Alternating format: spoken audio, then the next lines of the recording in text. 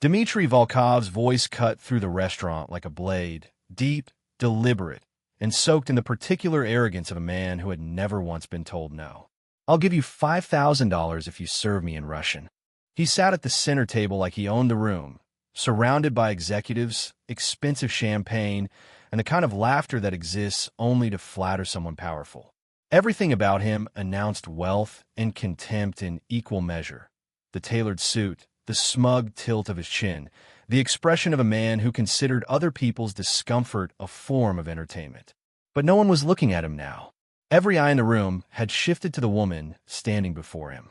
Ashley Garcia held a silver tray with perfect stillness. Her posture was straight, her expression composed, her eyes calm in the way that still water is calm. Not empty, but deep. The challenge hung between them, cruel and deliberate. Dmitry rested his chin on his hand and smiled the smile of someone playing with something smaller than himself. "Come on," he repeated, drawing out each word. $5,000 just to serve me in Russian. The executives at his table erupted in laughter. One of them raised his phone beneath the tablecloth, angling it toward her. Ashley drew a slow breath. Then, with a composure that felt almost theatrical in its precision, she tilted her head slightly and spoke. In perfect, crystal-clear Russian, every vowel shaped with the ease of a native speaker. "Would you like me to start with the wine?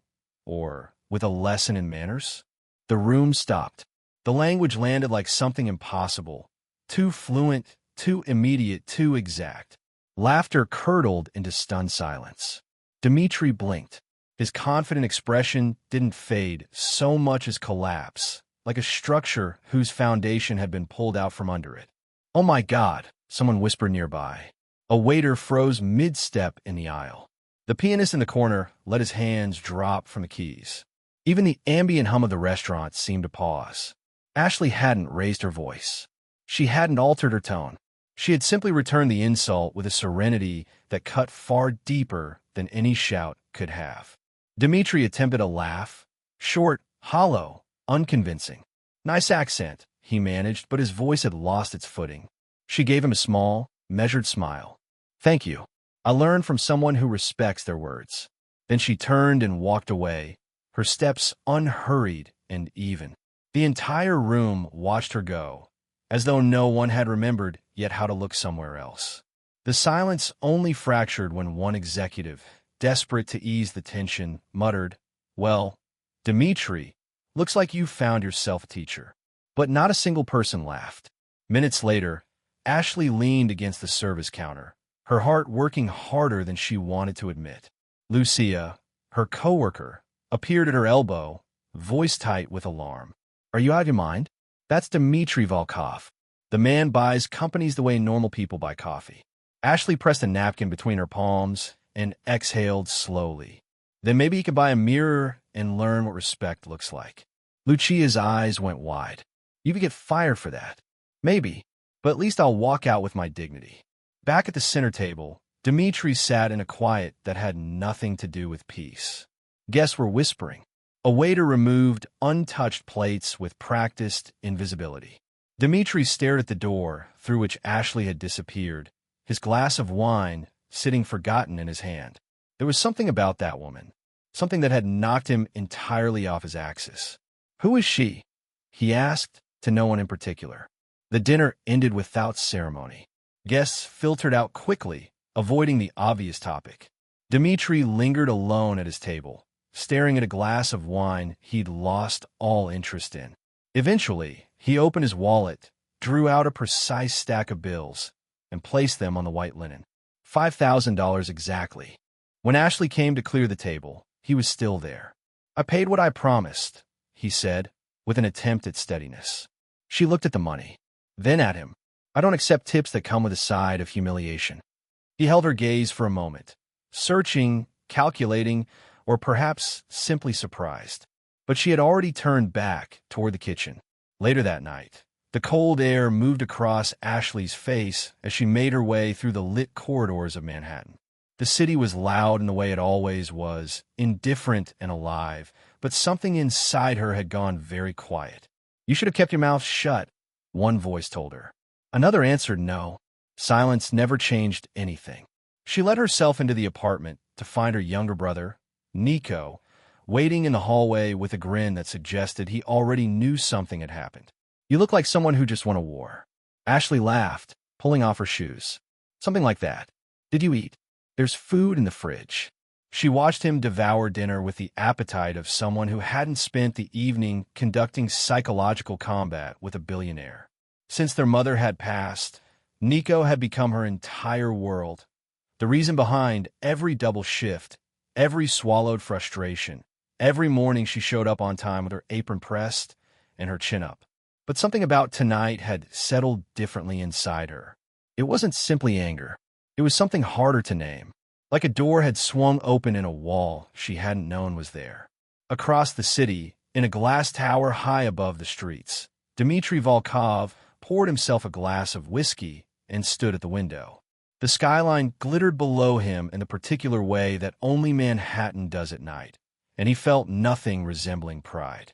He felt something else, something unnamed and restless. He picked up his phone and typed her name. Ashley Garcia. La Fiore Restaurant.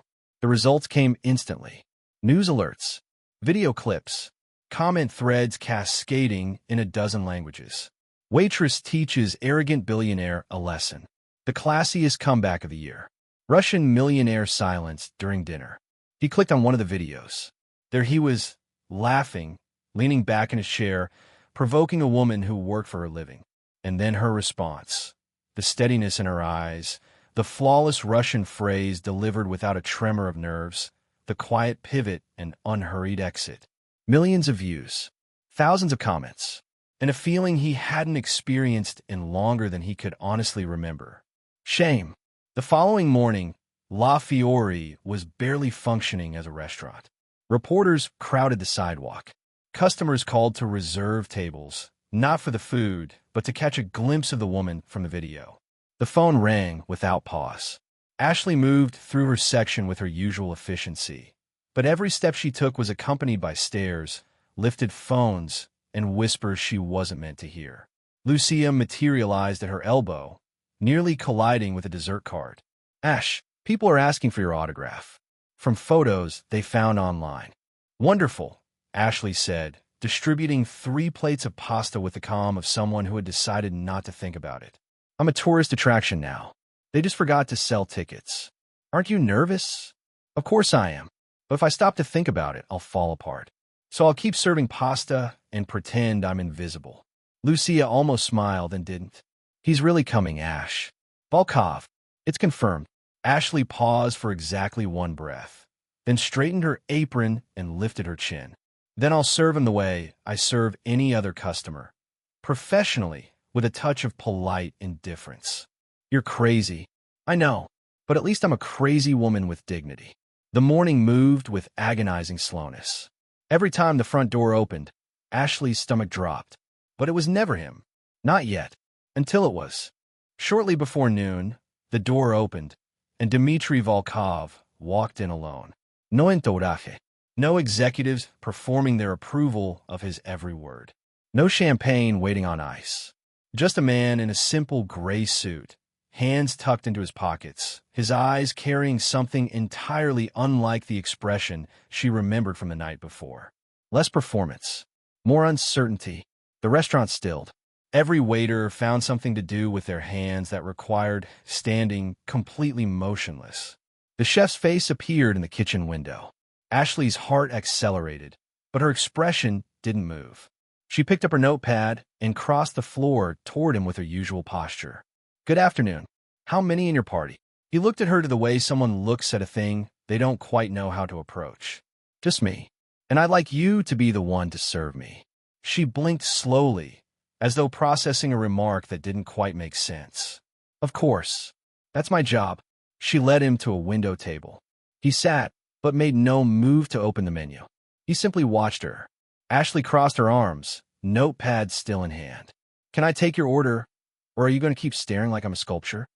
He swallowed, attempted a smile that never quite materialized.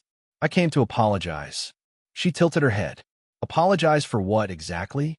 For the humiliating offer, or for trying to turn me into a punchline?" He opened his mouth.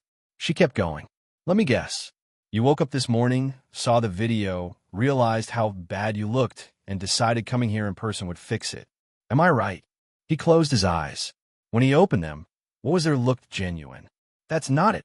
Then what? I didn't think. I acted on impulse. I thought it would be funny, but funny for whom? For you? For your friends? Because it certainly wasn't for me. Dimitri said nothing.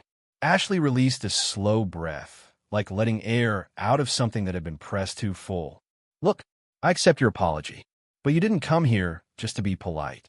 You can't try to erase something that doesn't come out in the wash. He stared at her. No one had spoken to him like this. Not once. Not in years. Maybe not ever. And what exactly is it I can't erase? That you felt small. Maybe for the first time in your life. The words landed visibly. Dimitri looked down, as though something invisible had hit him squarely in the chest, and he needed a moment to recover from it. Ashley turned to go, but glanced back over her shoulder. Are you going to order something? Or did you just come to talk? Coffee. Black. Be right back. As she moved through the restaurant, Dimitri sat very still and watched. He watched the practiced ease with which she balanced a full tray. He watched her pause beside an elderly woman's table and say something that made the woman smile. He watched her redirect a new waiter struggling with a heavy dish without making the young man feel inadequate about it. There was something about her he couldn't reduce to a single word. It wasn't beauty, though she was beautiful. It wasn't confidence, though she carried plenty of it. It was dignity, the unperformed, unannounced kind that owed nothing to a title or an income or a famous last name. When she returned with the coffee, she set it down without theater. Anything else? Can I ask you something? Depends on the question. Where did you learn Russian? Ashley crossed her arms. My mother was a translator. I grew up with 3 languages in the house. Russian was one of them. And she passed away 5 years ago. Dimitri's expression shifted. I'm sorry. Me too. He took a sip of coffee, turned the cup slightly in its saucer, and seemed to be looking for words that weren't quite there. Ashley noticed, and with a slight, unhurried smile said, If you need to sit in silence, that's fine. Just don't look at me like I'm a museum exhibit. I've got work to do. And she walked off. From across the room, Lucia watched everything with an expression that had given up pretending not to be fascinated. As Ashley passed, Lucia whispered, Are you brave or just crazy? A bit of both. Dimitri stayed for nearly an hour. He ordered more coffee, ate very little, and observed everything. When he finally rose to leave, he placed $100 bill on the table. Ashley saw it, picked it up, and followed him to the door. You forgot your change. He turned, caught off guard. Keep it. I don't want it. She held it out. He looked at her, then at the bill. A faint smile crossed his face, the first one that seemed entirely free of performance. You're stubborn, and you're pushy. She extended her hand further. Take it. He took it, and before stepping through the door, he said quietly, Thank you. Really? Ashley nodded once. He left, and for the first time since the previous evening, she caught herself thinking that perhaps the man wasn't entirely what she'd assumed. But the thought had barely settled when the restaurant phone rang. The manager answered, went pale, and ended the call with the particular efficiency of someone who has just received news they'd prefer not to deliver. She walked directly to Ashley. We need to talk. Now. The tone said everything her words hadn't. They moved into the office. Helen, the manager, a woman in her mid-40s with reading glasses and hair pulled into a no-nonsense bun, crossed her arms and let out a long, reluctant sigh. Ashley, I think highly of you. You're reliable, professional, and genuinely good at this job. But what?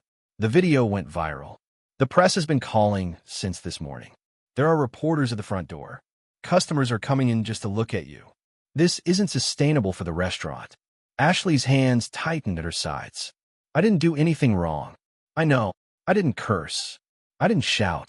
I didn't cause a scene. I responded to being publicly humiliated with more composure than most people could manage. I know, Ashley. I do.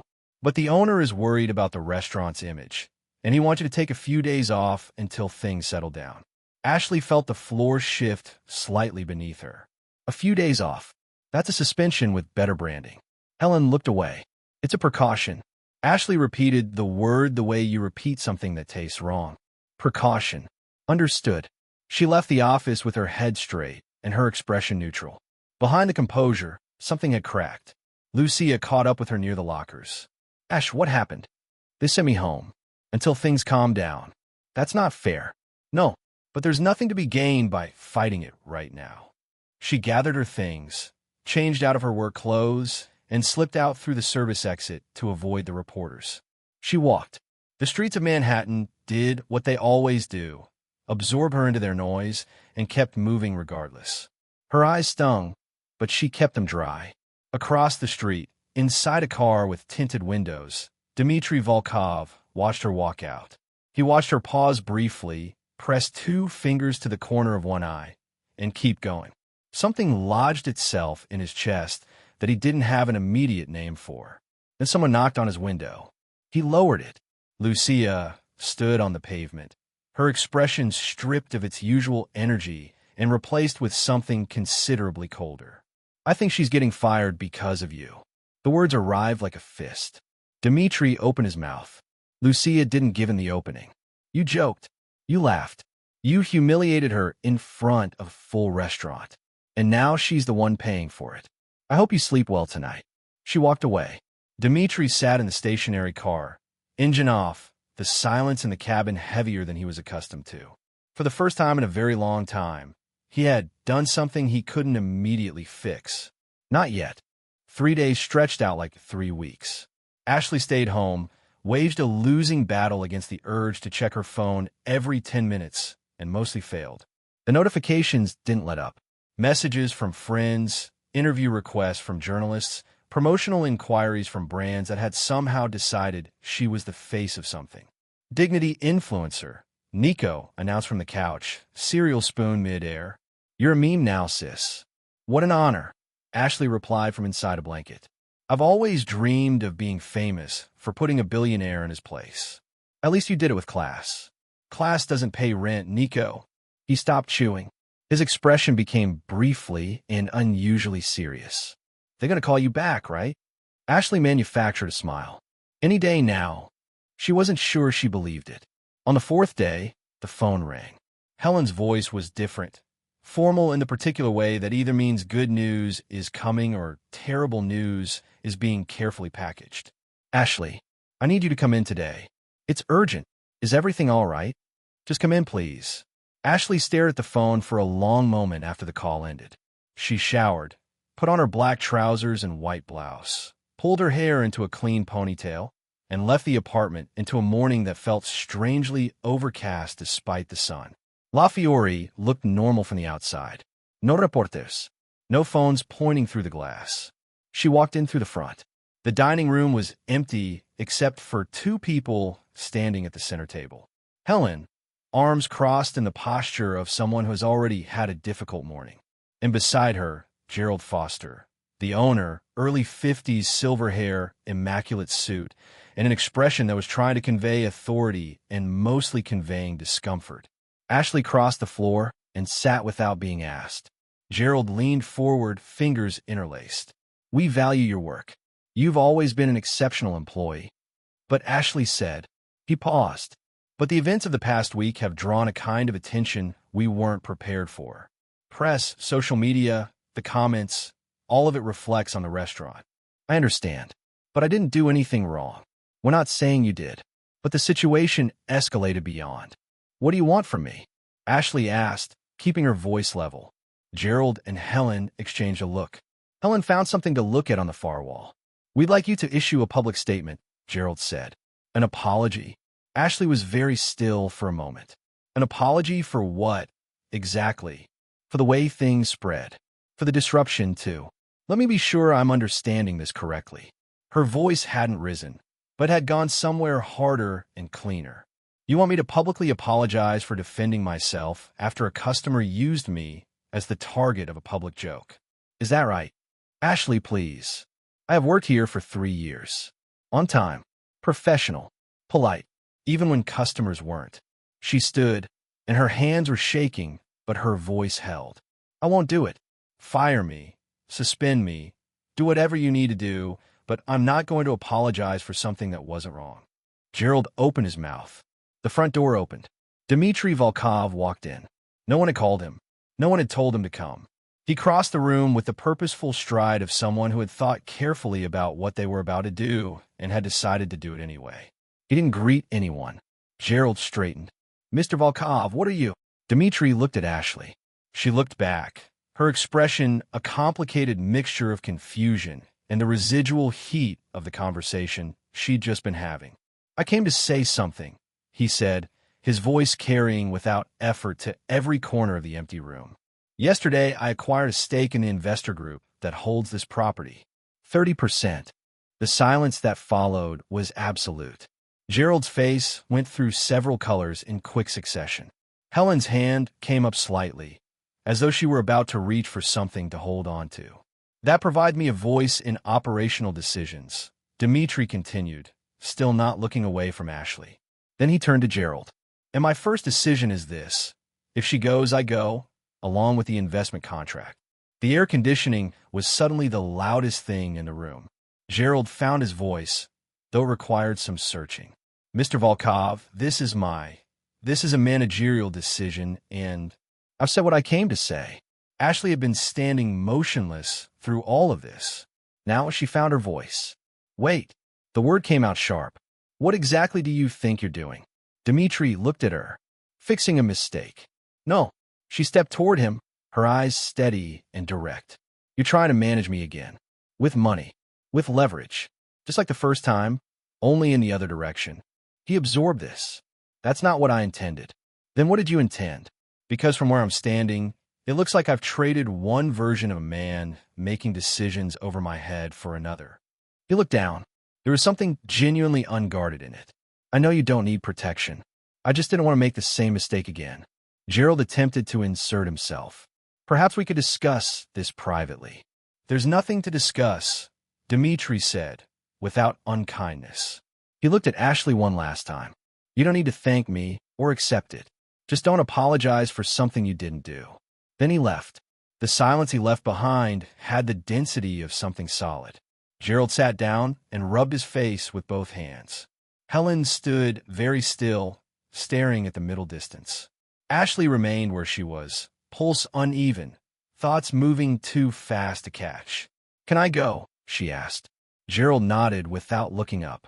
Ashley walked out through the side door, stepped into the alley, leaned against the brick wall, and concentrated on breathing until her lungs cooperated. The certificate? No, that wasn't now. That was later. Right now, it was just the brick wall and the sound of delivery trucks and her own heartbeat gradually returning to something reasonable. In the days that followed, the restaurant found its footing again, or something close to it. The press moved on to its next subject with the predictable loyalty of people with short attention spans, but social media had taken a particular interest in the two people at the center of the story. The headlines were precisely as absurd as Ashley had feared. The billionaire and the waitress. An unlikely romance? Dmitry Volkov buys in a restaurant to protect employee. Did love bloom in the middle of a scandal? Ashley read them at the counter during a slow moment, her expression moving through disbelief and out the other side. Love? What love? I've had approximately 4 conversations with this man, 2 of which I was furious for. Lucia, restocking the dessert case beside her, tried and failed to look neutral. Admit it, it's a little romantic, like a modern fairy tale.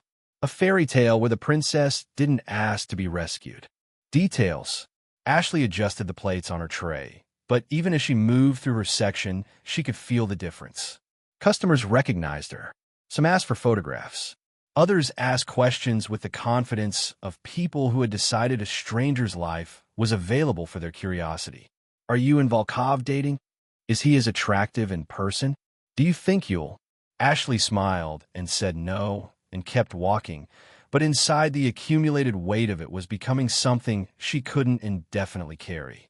A week later, while wiping down a table near the window, Lucia appeared at her shoulder with her voice pitched low.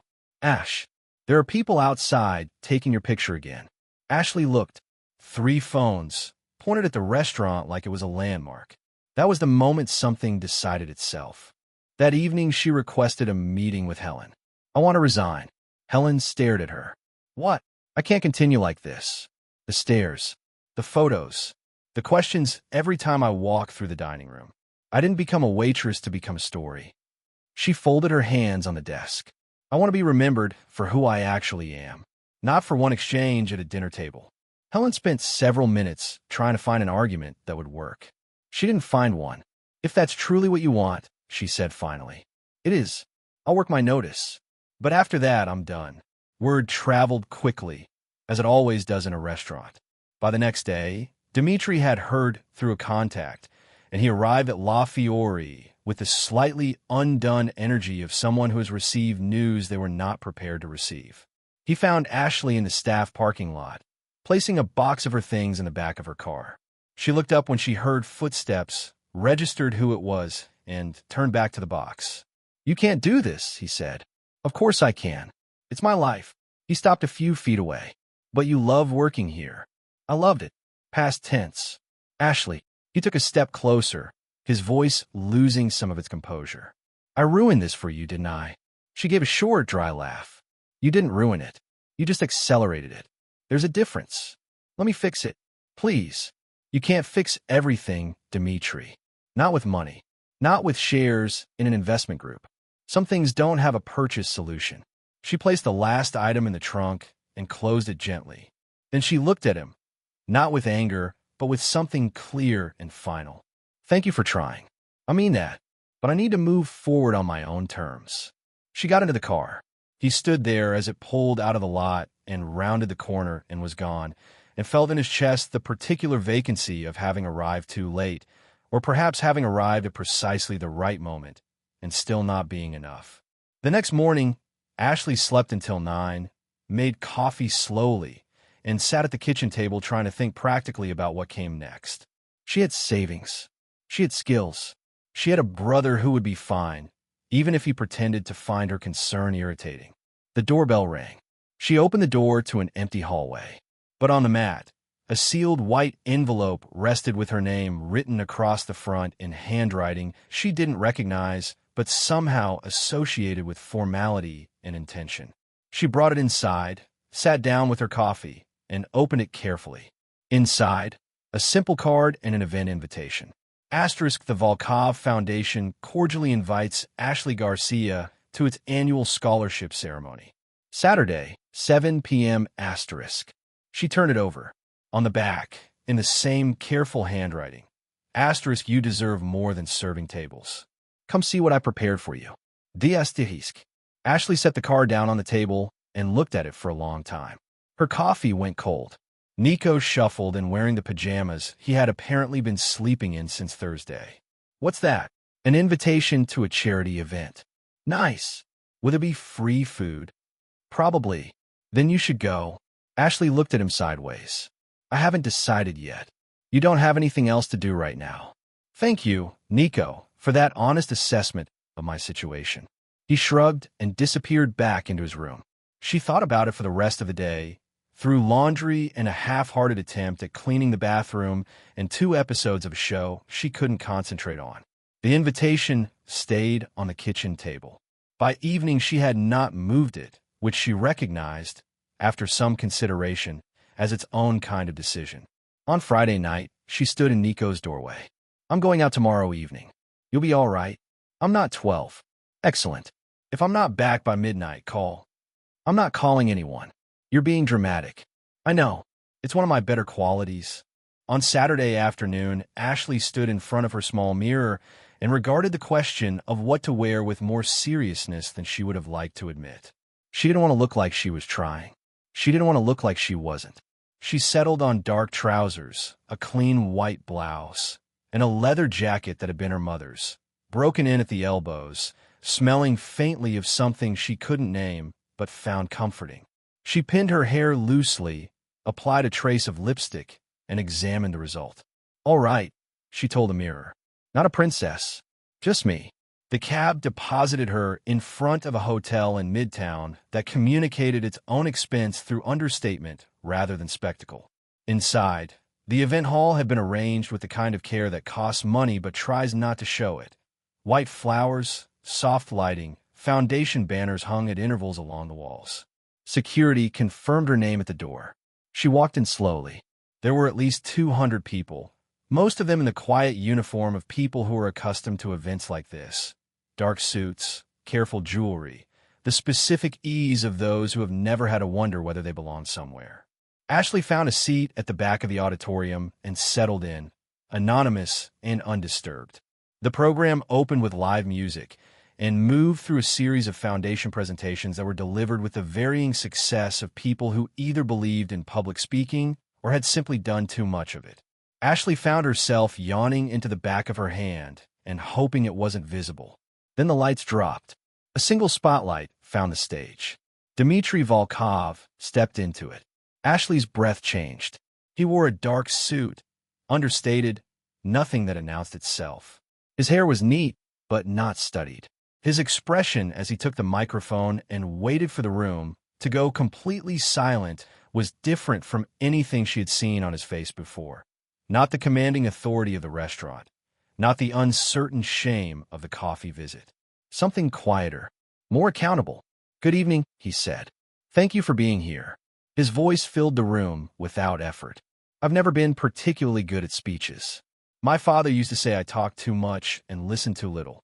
A ripple of careful laughter moved through the audience. "But recently I learned something that I should have understood a long time ago." He paused, looking out across the room. "I learned that respect isn't a commodity. You can't acquire it. You can't inherit it. It doesn't follow from a last name or an account balance." Ashley leaned forward slightly without meaning to. Respect is something you earn. And sometimes we only understand that when someone has enough courage to hold up a mirror and make us look at ourselves. The room was very quiet now. Not the polite quiet of people observing a program, but the different quiet of people who are actually listening. For a long time, I operated under the assumption that power and success were the same thing, that resources could resolve any problem, that I could behave however I chose because I had the means to manage the consequences. He looked down briefly, then back up. "A few weeks ago, I encountered someone who demonstrated, without any intention of doing so, that I was wrong. This person showed me what dignity actually looks like, not as a concept, but as something a human being carries in the way they stand, in the way they speak, in the way they walk out of a room when they have every reason to fall apart." Ashley felt her throat tighten. She pressed her palms flat against her thighs. "Tonight, I'm announcing a new scholarship. It won't be awarded based on grades or credentials or the conventional markers of achievement. It will be awarded to someone who, in circumstances that were designed to diminish them, chose not to be diminished. Someone who held on to their integrity when letting go of it would have been considerably easier. Someone who teaches the rest of us, without trying to, how to be better." He took a breath. "The first recipient of this scholarship is Ashley Garcia." Her name and his voice in that room was something she felt before she understood it. The lights came up. A spotlight swept the auditorium, found the back row, found her, sitting very still, her face warm, her hands frozen on her thighs. Every head in the room turned. Dmitry looked out from the stage and found her. "Ashley, would you come up, please?" She wanted, with genuine intensity, to be somewhere else. She wanted the seat to absorb her, or the floor to open, or the fire alarm to trigger. Any plausible exit from the next 60 seconds. But something steadier than embarrassment pushed her to her feet. She walked down the center aisle. The applause built on either side of her like something growing. People smiled, people photographed, and she looked at none of them, keeping her eyes on the stage stairs because that was the only fixed point she had. She climbed them. She crossed to where Dmitry was standing. He held a framed certificate and an envelope. Up close, in the controlled light of the stage, she could see that he was slightly nervous.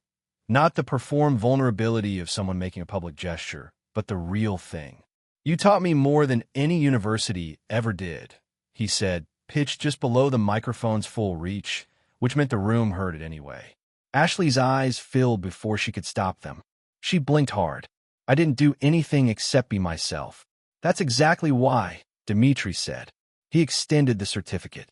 She took it with both hands, the frame cool and solid against her palms. The audience broke into applause that she felt in her chest, and Dmitri stepped back, still watching her with the expression of someone who wanted to say something more but had run out of prepared words. Ashley nodded, small, sincere, with nothing performed about it, and stepped back from the microphone. She crossed the stage, found the side stairs, and took them. She walked through the door at the edge of the stage and into the corridor beyond, moving fast, not entirely sure where she was going, until she found a section of wall that seemed stable and leaned against it.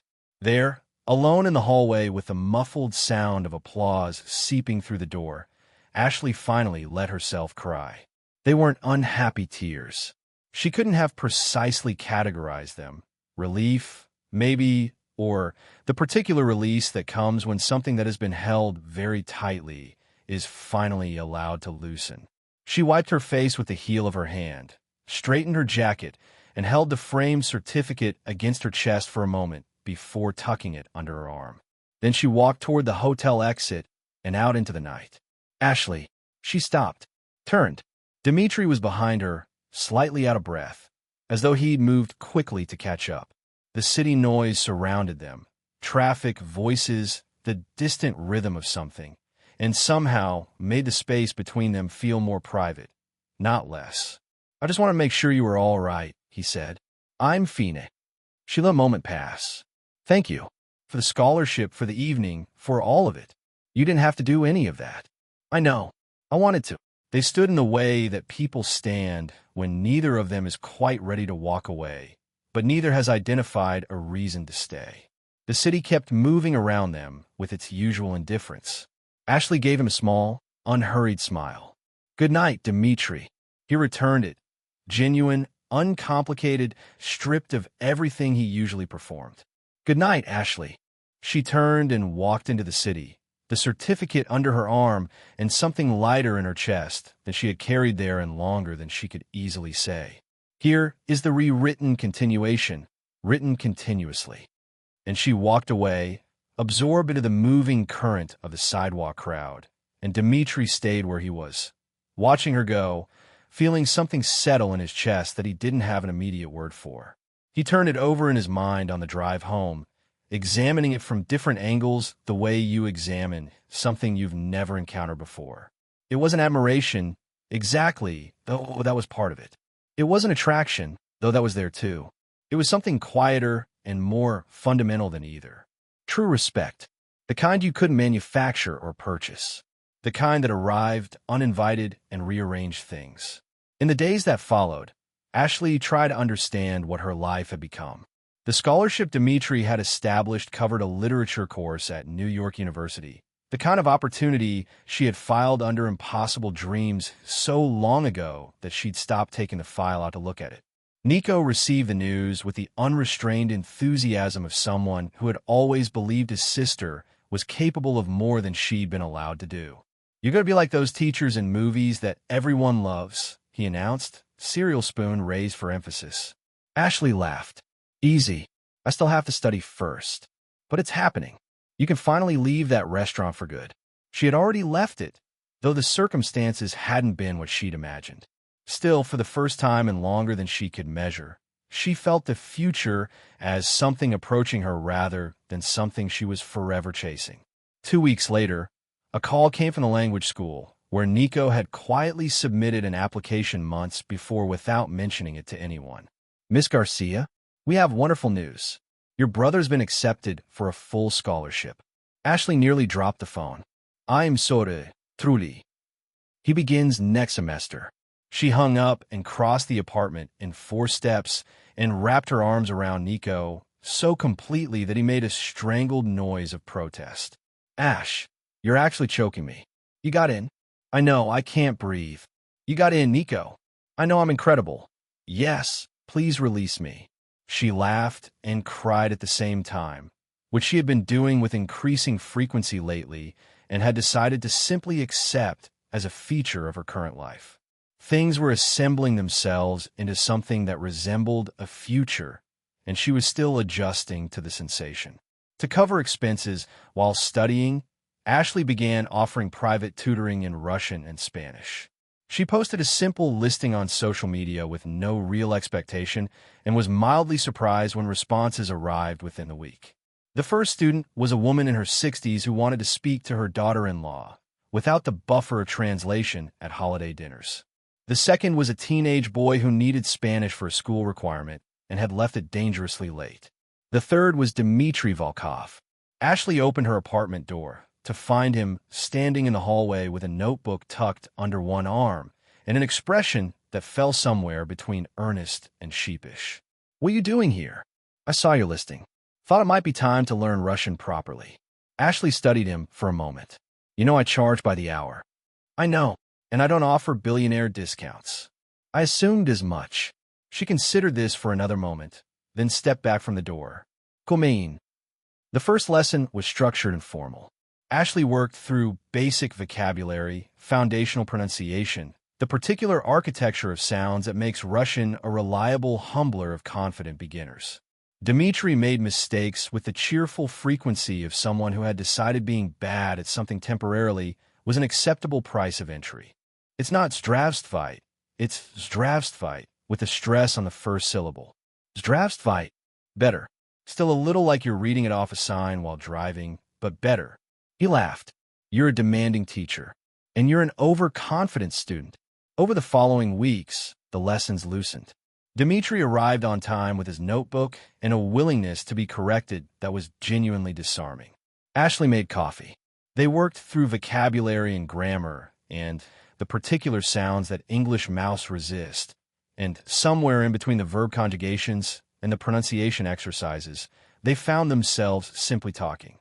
"So you actually bought into a restaurant to prevent me from being fired," Ashley said one afternoon, more statement than question. It seemed like a reasonable response at the time. It was an absolutely unreasonable response. In retrospect, yes. Borderline unhinged. Not borderline. Fair. She smiled despite herself. "But thank you. Genuinely. You've thanked me at least 10 times for that. And I'll thank you 10 more." Something was growing between them. Not quickly, not dramatically, but with the steady accumulation of small moments that refused to be categorized as nothing. Conversations that extended past the scheduled hour. Laughter that came easily. A comfort with silence that neither of them acknowledged, because acknowledging it would have required acknowledging everything else. But there were things neither of them said. Dmitry never said how much guilt he still carried from that first evening. How the memory of his own laughter in that restaurant sat in him like something he couldn't digest. And Ashley never said that she thought about him with a frequency that she found inconvenient, or that the hour before his lessons had begun to feel like the most alert hour of her week. The truth was still a distance away. Not yet. The lessons continued. Dmitry always arrived exactly on time. Notebook open, expression attentive.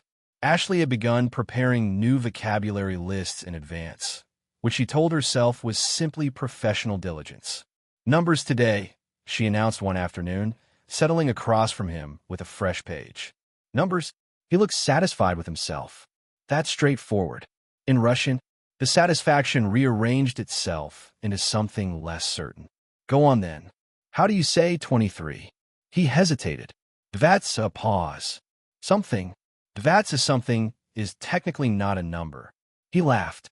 "All right, correct me. 23. Stress on the first syllable of each word." He repeated it.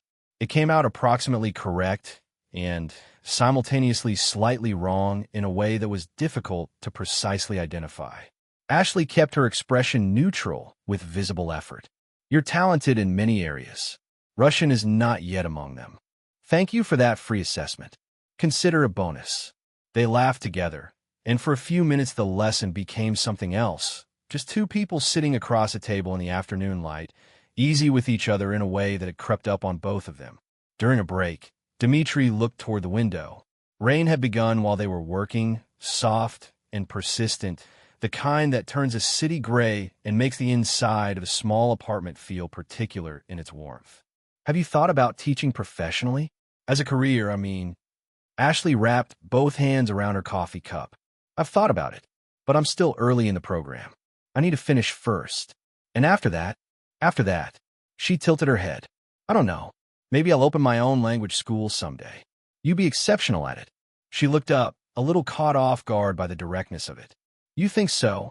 You're patient. You're precise. You're funny without trying to be, and you don't let people get away with being lazy. Those are exactly the qualities that make someone a good teacher. Ashley looked away. Something about the specificity of the list made it harder to receive than general praise. Thank you, she said quietly. They sat in a short silence. The rain tapped steadily at the window. I didn't have a normal childhood, Dimitri said, not particularly as a transition. More as though the thought had simply arrived and he decided not to suppress it. Ashley looked at him. What do you mean? My father ran his life around business. Contacts, contracts, returns on investment. Every relationship I had as a child was filtered through whether it was professionally appropriate for our family. I didn't have friends so much as I had strategically vetted associations with other businessmen's children. He said it without drama. As a simple fact he'd had a long time to accept. I grew up believing money was the solution to most problems and power was the same thing as happiness. It took me considerably longer than it should have to realize I was wrong about both. Ashley was quiet, listening without filling the space. And you? He asked, meeting her eyes. What was your childhood like?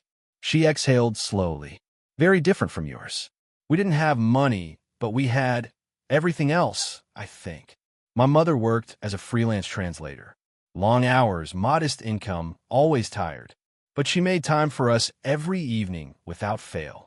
She used to teach Nico Emmy languages while she cooked. I learned most of my Russian just from sitting in the kitchen listening to her translate documents out loud. Dimitri smiled. So she's the one responsible for the secret weapon. Ashley laughed softly. She used to say that knowledge was the one thing no one could take from you. I didn't understand how much she meant it until she was gone and everything else changed. When did she pass? 5 years ago. Cancer. It moved fast. By the time we understood how serious it was, there wasn't much time left. She took a breath, measured and familiar, the breath of someone who has said this enough times to say it without falling apart. After that, it was just me and Nico, and I didn't have the option of stopping to grieve properly. There were too many things to manage. You took care of him. He's my brother. There wasn't a question. Dimitri looked at her with something that was not quite admiration and not quite sorrow, but lived in the country between them. You're stronger than you know. I'm exactly as strong as I needed to be. That's not the same thing. The rain kept falling. Dimitri watched it for a moment, then turned back. Come on, let's get coffee somewhere else. Ashley blinked. Now, it's raining. Rainy afternoons are exactly the right time for coffee somewhere else. This is a well-established fact.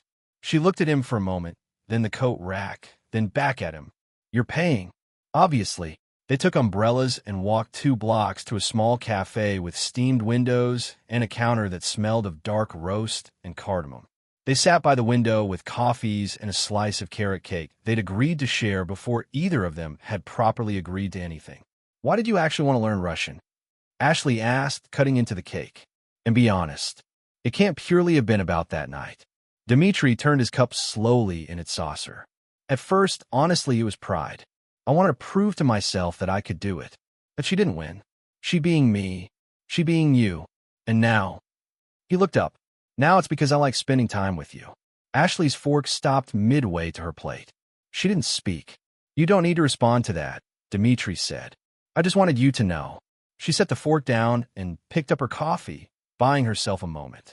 You're very direct for someone who spent most of our acquaintance trying to be subtle. I'm working on finding the balance. It needs work. They sat in a quiet that was not uncomfortable. The rain continued its conversation with the window.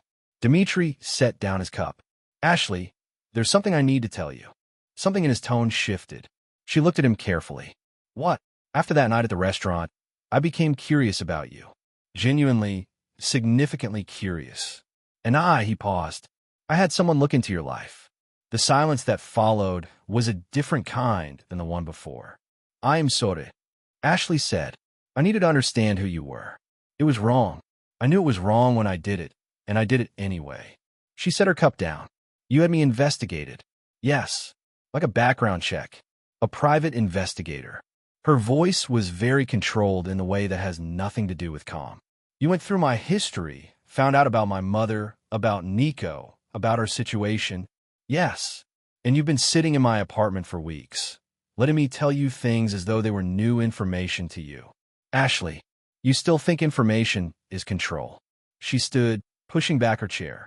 You dressed it up differently this time, but it's the same impulse. I'm not a file to be reviewed. I'm not a subject to be researched before you decide how to approach me. I know. I crossed a line. You demolished a line. She picked up her bag. Thank you for the coffee. She walked out before he could say anything else.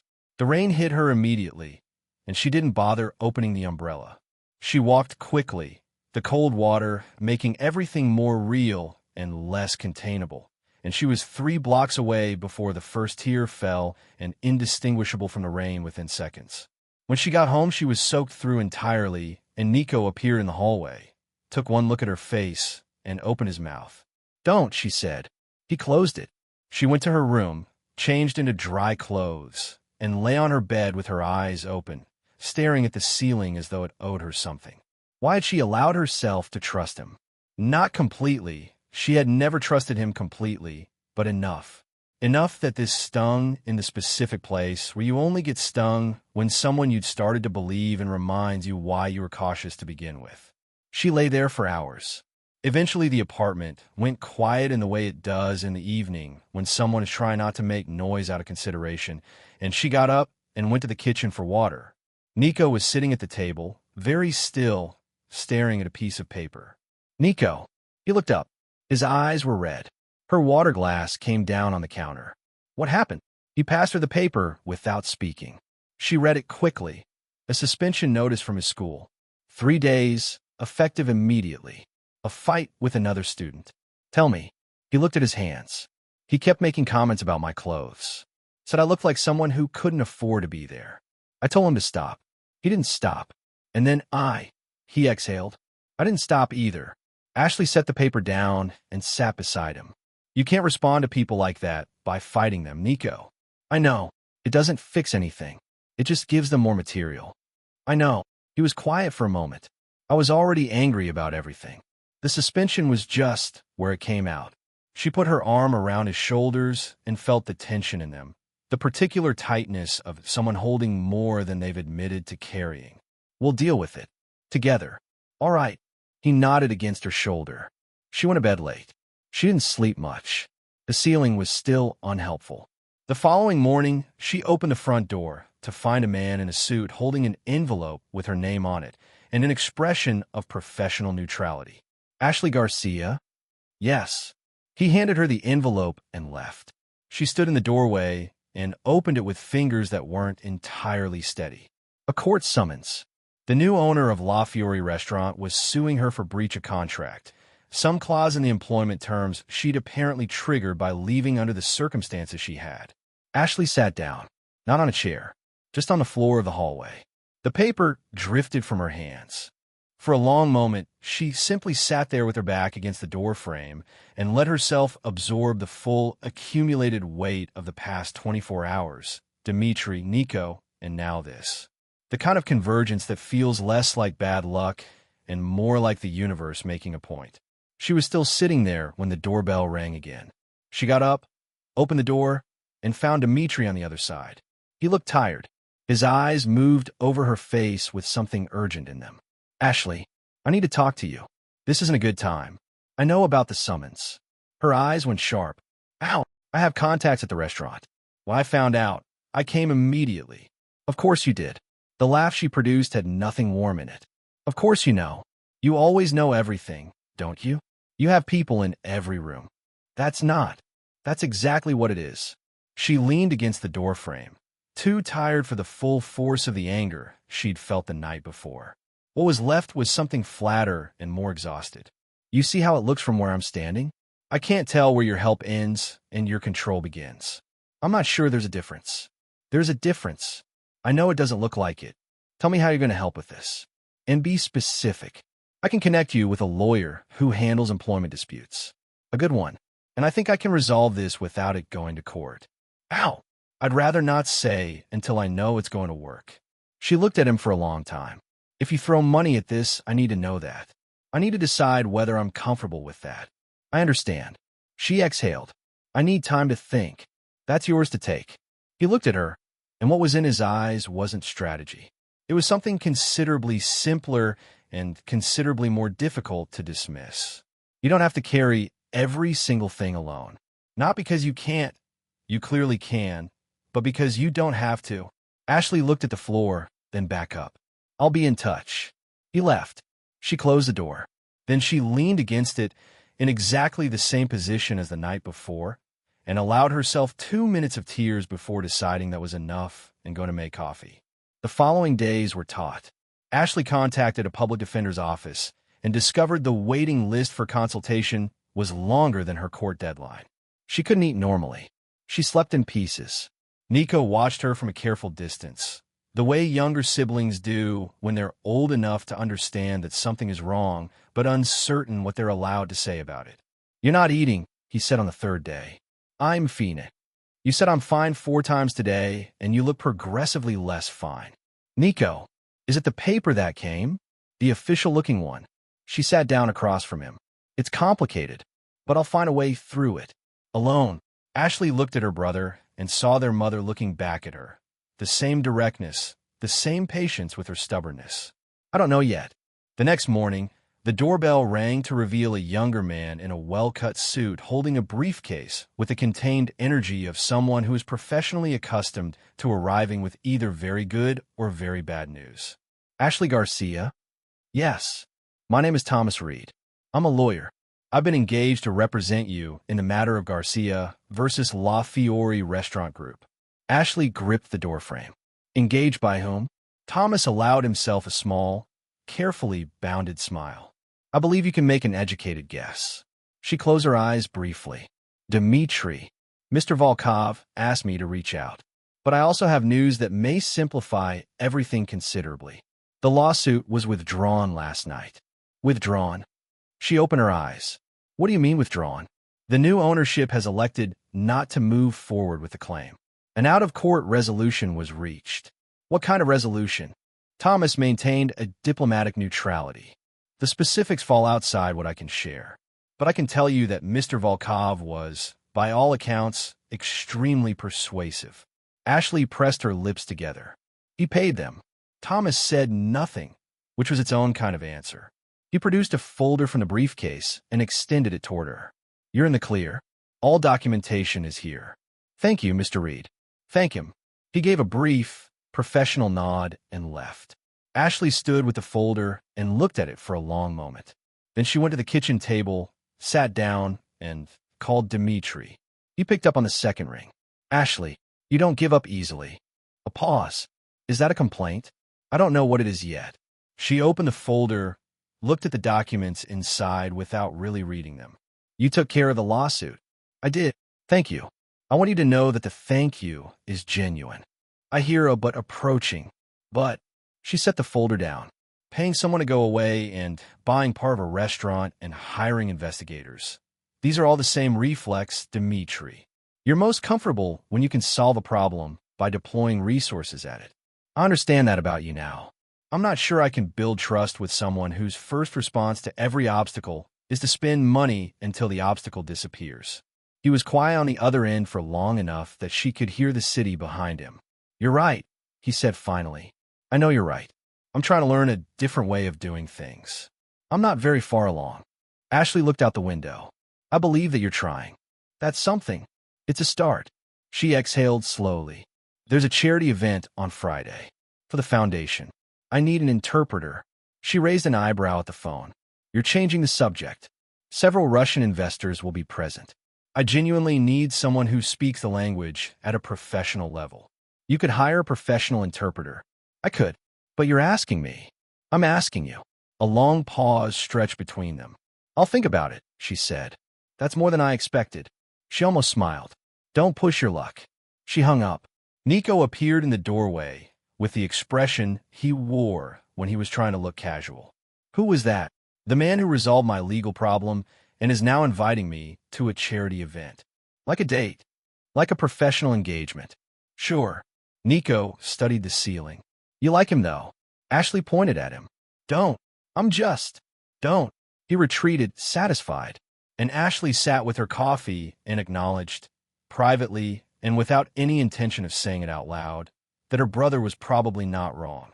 On Friday evening, she stood in front of her small mirror and reached the same conclusion about her reflection that she always reached when she'd spent more time than usual on it. Presentable. She chose a simple black dress that required no particular occasion to justify itself. Low heels, her hair loose. A trace of red lipstick. The leather jacket that had belonged to her mother went on last, as it always did, like something that made the whole outfit make sense. Okay, she told the mirror. No feritale. Just dinner. Nico appeared in the hallway as she was picking up her bag and let out a long, theatrical whistle. Look at you. Do not. He's going to completely forget how to form sentences. Nico, I will uninvite you from every future holiday. Just stating facts. Dimitri arrived exactly at 7, which she had come to recognize as a consistent personal standard rather than a social courtesy. He wore a dark suit without a tie, hair neat, and when she opened the door, he went through a brief, nearly imperceptible process of gathering himself that she chose not to remark on. You look incredible, he said. Thank you. She regarded him evenly. You look respectable. That's genuinely the nicest thing you've said to me. They took his car. The driver was discreet. Dimitri and Ashley exchanged glances at intervals that neither of them quite managed to look away from fast enough. Nervous? He asked. A little. Large events aren't really my natural environment. You walked into a room full of journalists and foundation donors and accepted a public scholarship with more composure than most politicians manage. You'll be fine. That was different. I wasn't expecting it. And tonight you are, which somehow makes it more nerve-wracking. The trick, he said, with the air of someone offering advice they had arrived at through personal failure, is to just pretend you belong there until the feeling becomes accurate. Ashley considered this. Does that actually work? For some people. For others it takes longer. But eventually the room stops feeling like a test. How long did it take you? He smiled, a little ruefully. I grew up in those rooms, and I'm still not entirely sure I belong in them. The event was held in a hall of the variety that knows exactly what it is. High ceilings, restrained florals, the murmur of 300 people who are all comfortable with 300 people. Ashley walked in on Dimitri's arm and did the thing she had learned to do. Found a fixed point, kept her breathing even, and let the room assemble itself around her rather than the other way around. She was useful that evening in the way that comes naturally when you have a skill that other people don't. Moving between Dimitri and the Russian-speaking investors with the ease of someone for whom switching languages is less a skill than a reflex, translating not just words but tone, subtext, the particular register of a sentence that means one thing literally and another thing entirely in context. Dimitri watched her work and stopped trying to hide the fact that he was impressed. Between meetings, they found pockets of conversation, quick, private, the kind that develops its own shorthand. An eyebrow raised in a shared reaction to something someone said. A remark whispered during a pause in someone else's speech that made the other one look quickly away before the laughter became visible. When the program gave way to music, a slow, deliberate waltz played by a string quartet in the corner, Dimitri turned to her and held out his hand. Will you dance with me? Ashley looked at the floor, then at the couples already moving on to it. I don't waltz. Neither do I. Then this will be a disaster. Probably. Come anyway. She took his hand. They were, predictably, not very good at it. Dimitri's sense of rhythm was functional rather than elegant, and Ashley spent the first minute mostly preventing them from colliding with other couples. But somewhere in the second minute something settled. The steps found a loose approximation of themselves. The hold became less tentative, and Ashley looked up and found Dimitri already looking at her. You're doing it again, she said. I know. I can't seem to help it. It's disconcerting. I'll work on it. She looked away toward the middle distance, her face warm. You called me real earlier, when we were in the car. What did you mean? Exactly what I said. You don't perform. You're the same person whether you're in a restaurant uniform or a black dress in a room full of people who are accustomed to impressing each other. Most people in my life have been edited versions of themselves. Versions calibrated to what I want or what I represent. You've never done that. Possibly because I didn't care enough about what you represented. Exactly. He said it without irony. It was the most honest anyone had been with me in years. She looked back at him. The music moved around them. You're not entirely what I expected either. I know what you expected. You had potential to be far worse than you were. Is that a compliment? It's an honest assessment. The song ended. They stood still for a moment longer than they needed to, still holding each other's hands, surrounded by the beginning of applause from other couples and a return to conversation from the tables. Dimitri's eyes moved to her face with a deliberateness that made her breath change. He leaned in, slowly, not rushing anything. Ashley pulled back. A small movement. Definitive, but not unkind. Not yet. He stopped immediately. No hesitation. Of course. I am sorry. Don't apologize. Just, she looked at him steadily. Not yet. Not yet, he repeated. The words seemed to suit him. Not a closing, but a comma. They returned to the table. The rest of the evening carried them along gently. Wine, conversation, the particular ease of people who have done the difficult work of honesty with each other and find that what's left is surprisingly uncomplicated. Ashley laughed more than she'd expected to. Dimitri listened more than he usually did and was aware of the difference. The following morning, a letter arrived. Ashley recognized the weight of it before she'd finished opening it, the particular heaviness of something that matters. She read the letterhead. Read it again, set it down on the kitchen table, and picked it up and read it a third time. Boston University.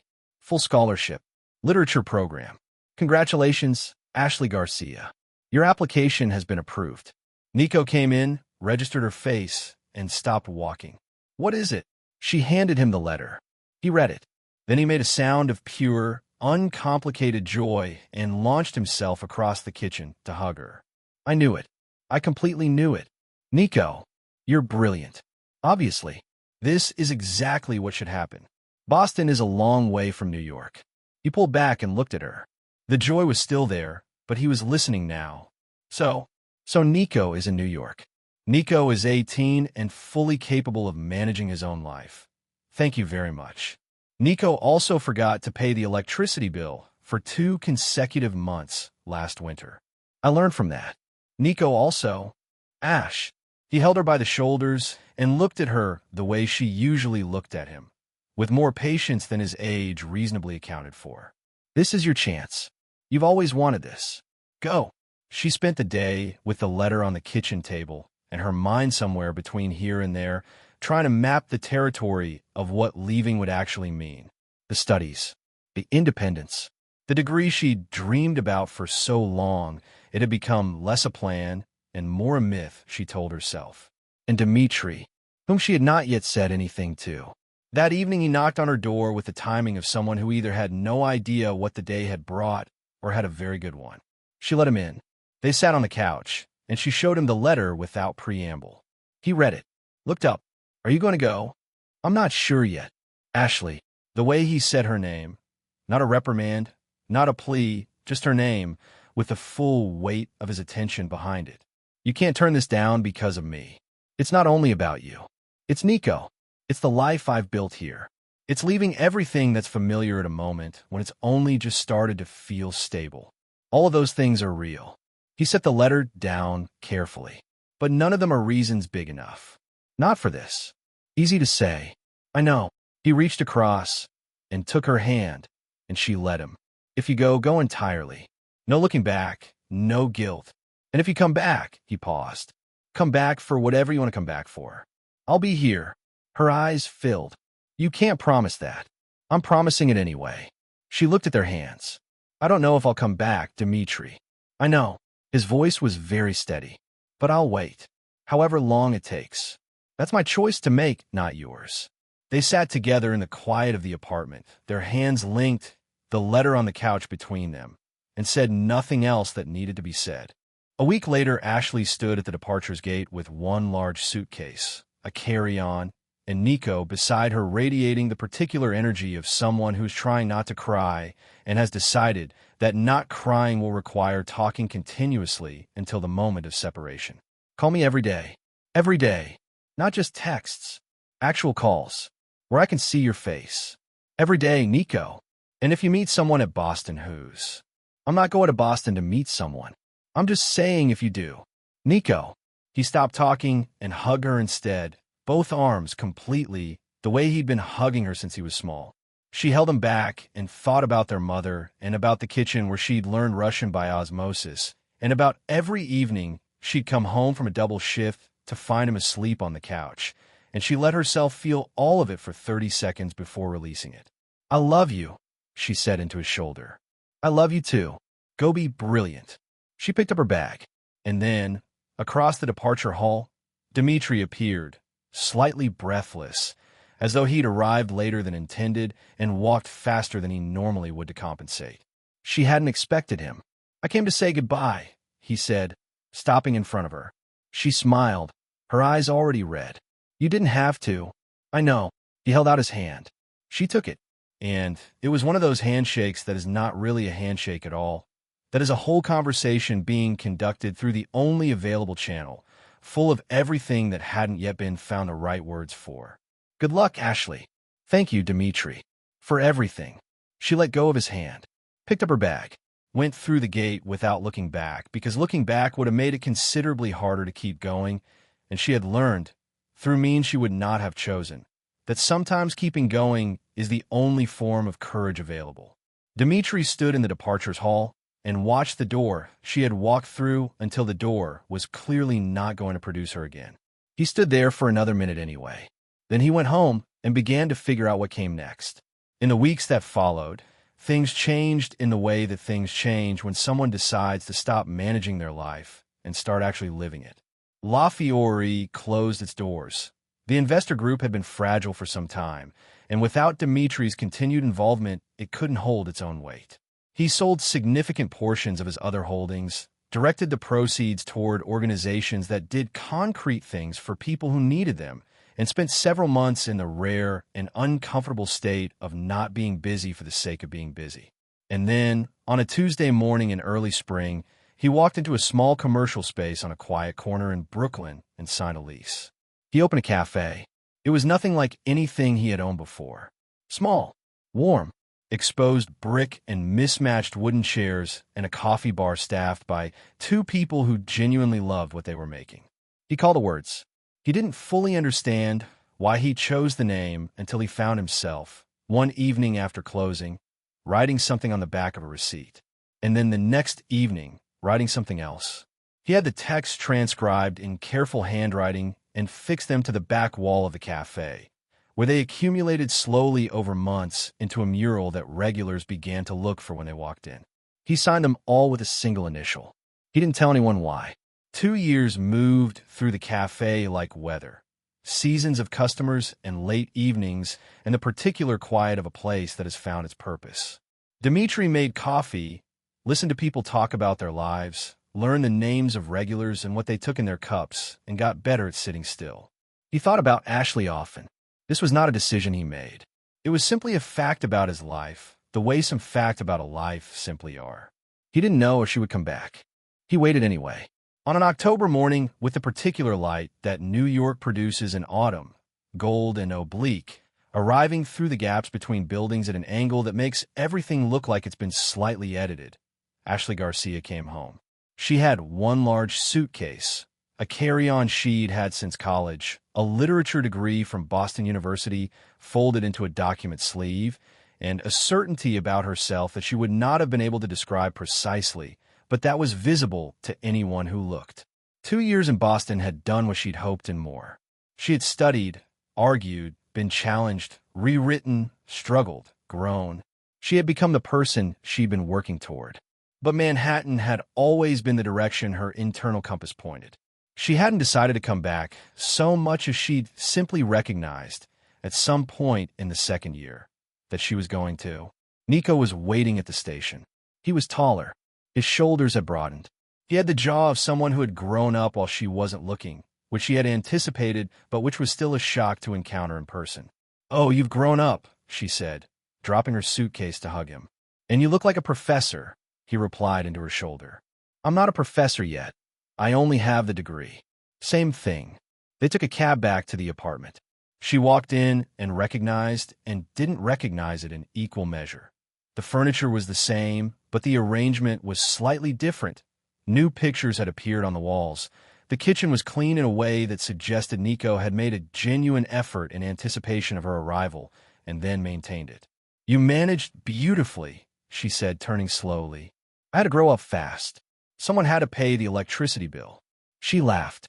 "How's school?" He leaned against the counter with the very particular casualness of someone who has information they've been saving.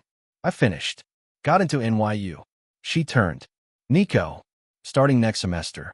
She crossed the kitchen and hugged him again, tightly, the way she had when she found out about his first scholarship. The kind of hug that says something that words aren't quite adequate for. "You're extraordinary. Do you know that? I learned from the best. Don't start, or I'll cry on your shirt. It's a nice shirt, actually, so maybe don't." She laughed and stepped back and wiped her eyes and looked at her brother, who was somehow simultaneously the small boy who'd asked if she brought food and a young man with his whole life arranged ahead of him, and felt something in her chest that was too large for any single word to hold. In the days that followed, she settled back in. She sent her resume to several publishing houses and literary agencies, and after a few promising conversations and one interview that went long in the good way, she accepted a position at a small independent publishing house in Brooklyn that specialized in debut fiction and poetry by new voices. It was not large. It was not prestigious in the way that her former career trajectory might have predicted. It was exactly right. On her first afternoon, her desk neighbor, a woman named Jenna with paint on her sleeve and the energetic presence of someone who had never met a silence she felt obligated to fill, leaned over and said, "Lunch? There's a coffee shop around the corner that people are obsessed with. I've been meaning to try it. What's it called?" "Words." Jenna smiled at the apparent absurdity of it. "Sort of perfect for us, right?" Ashley repeated the name in her head and felt something move, like a distant recognition she couldn't yet locate. "Let's go." The cafe was the kind of small space that had been made entirely on purpose. Every element chosen rather than default, the warmth of it deliberate rather than accidental. Exposed brick, wooden tables worn to a comfortable smoothness, the smell of serious coffee and something that might have been cardamom, a string of soft lights along the ceiling that were on even in the afternoon. And on the back wall, a mural, not painted, written. Handwritten text in careful, dark script, lines arranged across the brick in a pattern that wasn't quite prose and wasn't quite poetry, but was something between the two. Ashley moved toward it while Jenna ordered at the counter. She read the first panel.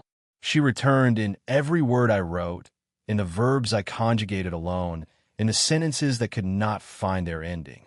She read the second. Asterisk, I learned Russian to impress her. It was her eyes that taught me the language of the heart. Asterisk. Ashley stood very still. A third. Asterisk, there are some people who walk into a room and rearrange it simply by being in it. I don't think they know they do this. I don't think she knew. Asterisk. Each piece was signed with a single letter. D. Jenna appeared beside her, holding 2 cups. Beautiful, isn't it? They say the owner writes them all. I've never seen him here, though. The baristas run the place. Ashley looked around. 2 young people behind the counter, a handful of customers at tables, no one who looked like they owned anything. "Do you know his name?" "The owner?" Jenna shrugged. "I've only heard the initial."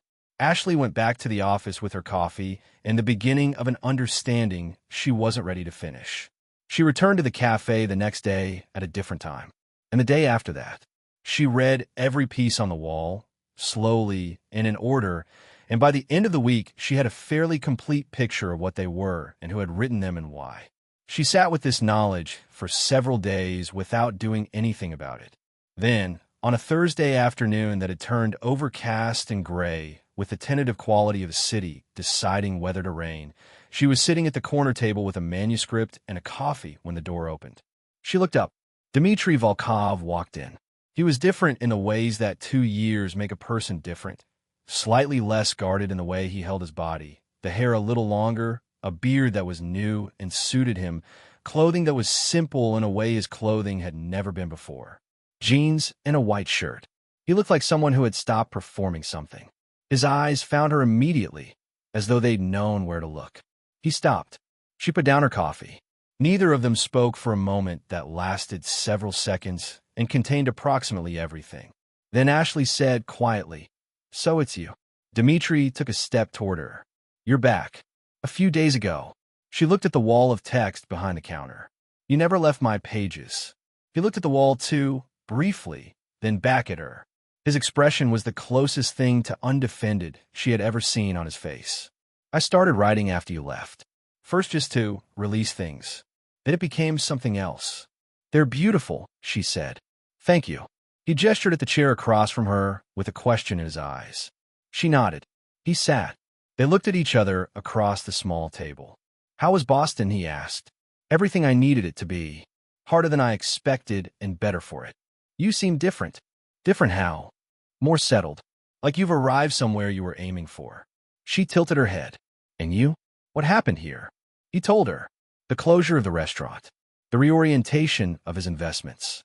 The decision to open this place, which had made sense in a way he still found slightly difficult to articulate except to say that the word had always been the thing that mattered most to him, even when he hadn't behaved accordingly.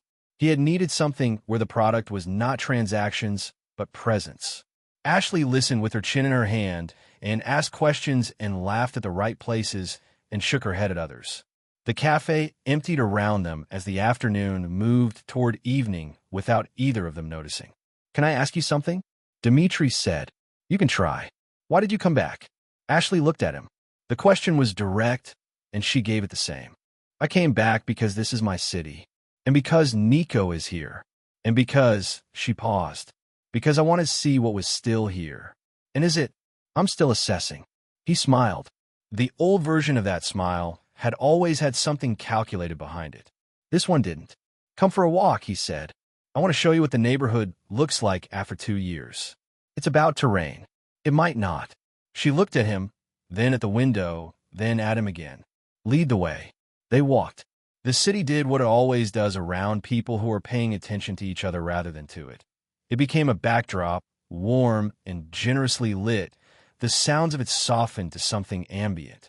Dmitri talked about the challenges of learning to run something small after a lifetime of operating at scale. Ashley told him about her professors in Boston, a woman who taught 17th century literature with the passionate specificity of someone who had been personally acquainted with the authors, and a man who gave feedback on student essays in the margins in handwriting so small it required a magnifying glass. They walked until they reached a bridge over the river. The sun was finishing itself on the horizon in shades of amber and copper, and the water caught it and threw it back doubled. They stopped in the middle. "I thought about you every day," Dmitri said, not dramatically, just accurately. Ashley looked at the water. "I thought about you too." "Really? You sound surprised." "I am a little." "You shouldn't be." She turned to face him. "You're hard to stop thinking about." Not always for comfortable reasons, but she stopped. Reconsidered. "You changed. I could see it happening, and I still wasn't sure I could trust it.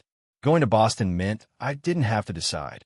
And now I'm back, and you have a cafe full of poems you wrote about someone you were waiting for, and I've been reading them for a week." She met his eyes. "So, I think that probably changes the question." Dmitri was very still. "What's the question now?" "I don't know exactly. Something like," she exhaled, "whether we're brave enough to try something that could still go wrong." "I'm willing to be brave," he said. "I've been practicing." "I know. I can tell." He reached out, slowly and with the diffident care of someone who has learned that waiting is not the same as losing, and took her hand. She looked at their joined hands, looked up at him, did not let go. They stood on the bridge in the amber light with the river below them and the city behind them and the night ahead. And for a few minutes neither of them needed to say anything at all. "There's a literary conference tomorrow evening," Dmitri said eventually. "Awards for independent authors. I'd like you to come with me." She raised an eyebrow. "Why?" "Because I want you there." "That's not an answer. It's an honest one." She studied him. "You have something planned." "I have something I want to do. Whether it qualifies as planned is a matter of perspective." She laughed. It was the laugh he had written about, the one he'd tried to describe in several of the poems on the wall and had never quite managed to get right. Hearing it in person reminded him of how far language could fall short. All right, she said. I'll come. He squeezed her hand gently. Thank you. They walked back slowly, extending the evening in the way you extend things you don't want to end. And when they reached her building, he said good night with a hug that lasted long enough to mean something. Ashley went upstairs and leaned against the door in the hallway. Nico appeared from the kitchen and looked at her expression and started smiling before she'd said a word. So, how was it? He asked me to a literary conference. Like a date. Like an event. Sure. Nico studied the ceiling. You still like him? Nico. It's a simple yes or no. Ashley went to the kitchen to make tea. Go to bed. That's a yes. Good night, Nico. But she was smiling. And he knew. The next evening, she stood in front of the mirror and went through the familiar negotiation with herself about what to wear to something she was not entirely sure how to categorize. She settled on a dark green dress, simple and clean, her hair loose the way she almost never wore it, a lipstick that was barely there. She looked at herself for a moment. You've done harder things, she told the mirror. Dimitri was at the door at 7, a dark suit with no tie, the beard she was already becoming accustomed to, and the expression of someone who is trying to appear calmer than he is. You look beautiful, he said. You look nervous, she said. I'm working on it.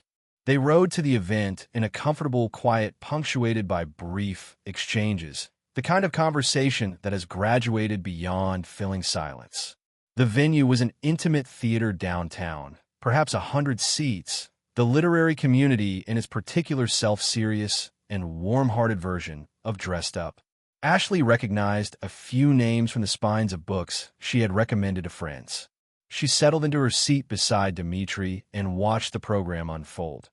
Introductions, remarks, awards presented to writers whose faces, when they received them, had the expression of people who had believed for a long time that this might never happen. She was paying attention to the fourth acceptance speech when something in Dimitri's posture changed beside her. She glanced at him. The host was at the microphone.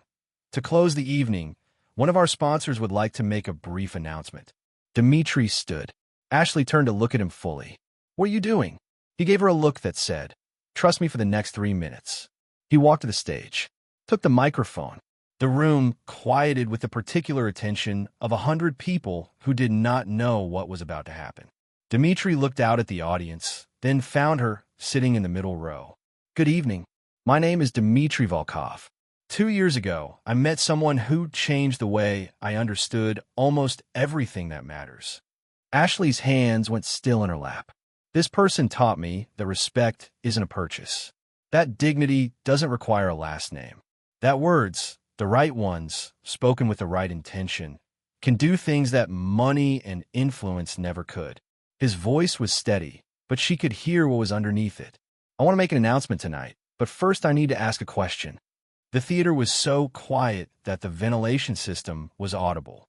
Dimitri looked directly at her. Ashley Garcia. Her heart was doing something she was going to need to speak to a doctor about. I'll give you $5,000. The theater blinked, and then, slowly, then all at once, understood. The laughter that broke out was warm and genuine and surprised, the laughter of people who have just watched something circle back on itself in the most unexpected and satisfying way possible. Applause followed. Ashley stood without deciding to stand. She walked to the end of her row, into the aisle, and stopped.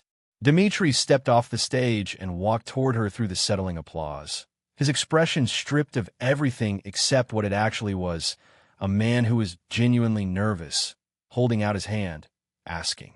So, he said, low enough for just the two of them, even though the microphone had been left on. What do you say? Ashley looked at him, at his hand, at the room full of people who had gone completely quiet again. She took a breath, and then, in Russian, with the same steadiness that had silenced the dining room 2 years before, she said, "Da." Yes. The theater erupted. Dimitri's face did something she had never seen it do before, something open and undone and entirely without performance, and then he went down on one knee. The room gasped, and then went quiet in the particular way of people trying not to miss a single word. From his jacket pocket, he produced a small velvet box and opened it to reveal a ring, simple, elegant, a single stone that caught the stage lights and held them. Ashley Garcia, he said, his voice rough with the effort of holding himself together. You taught me how to listen, how to be corrected, how to sit still and let something be what it is without trying to manage it. He paused. I don't want to spend another day without you in it. Will you marry me? Ashley could not speak. She found she did not need to. She nodded. Once, twice, then a third time while her hand was already reaching toward him, and the whispered yes came out anyway, soft and certain.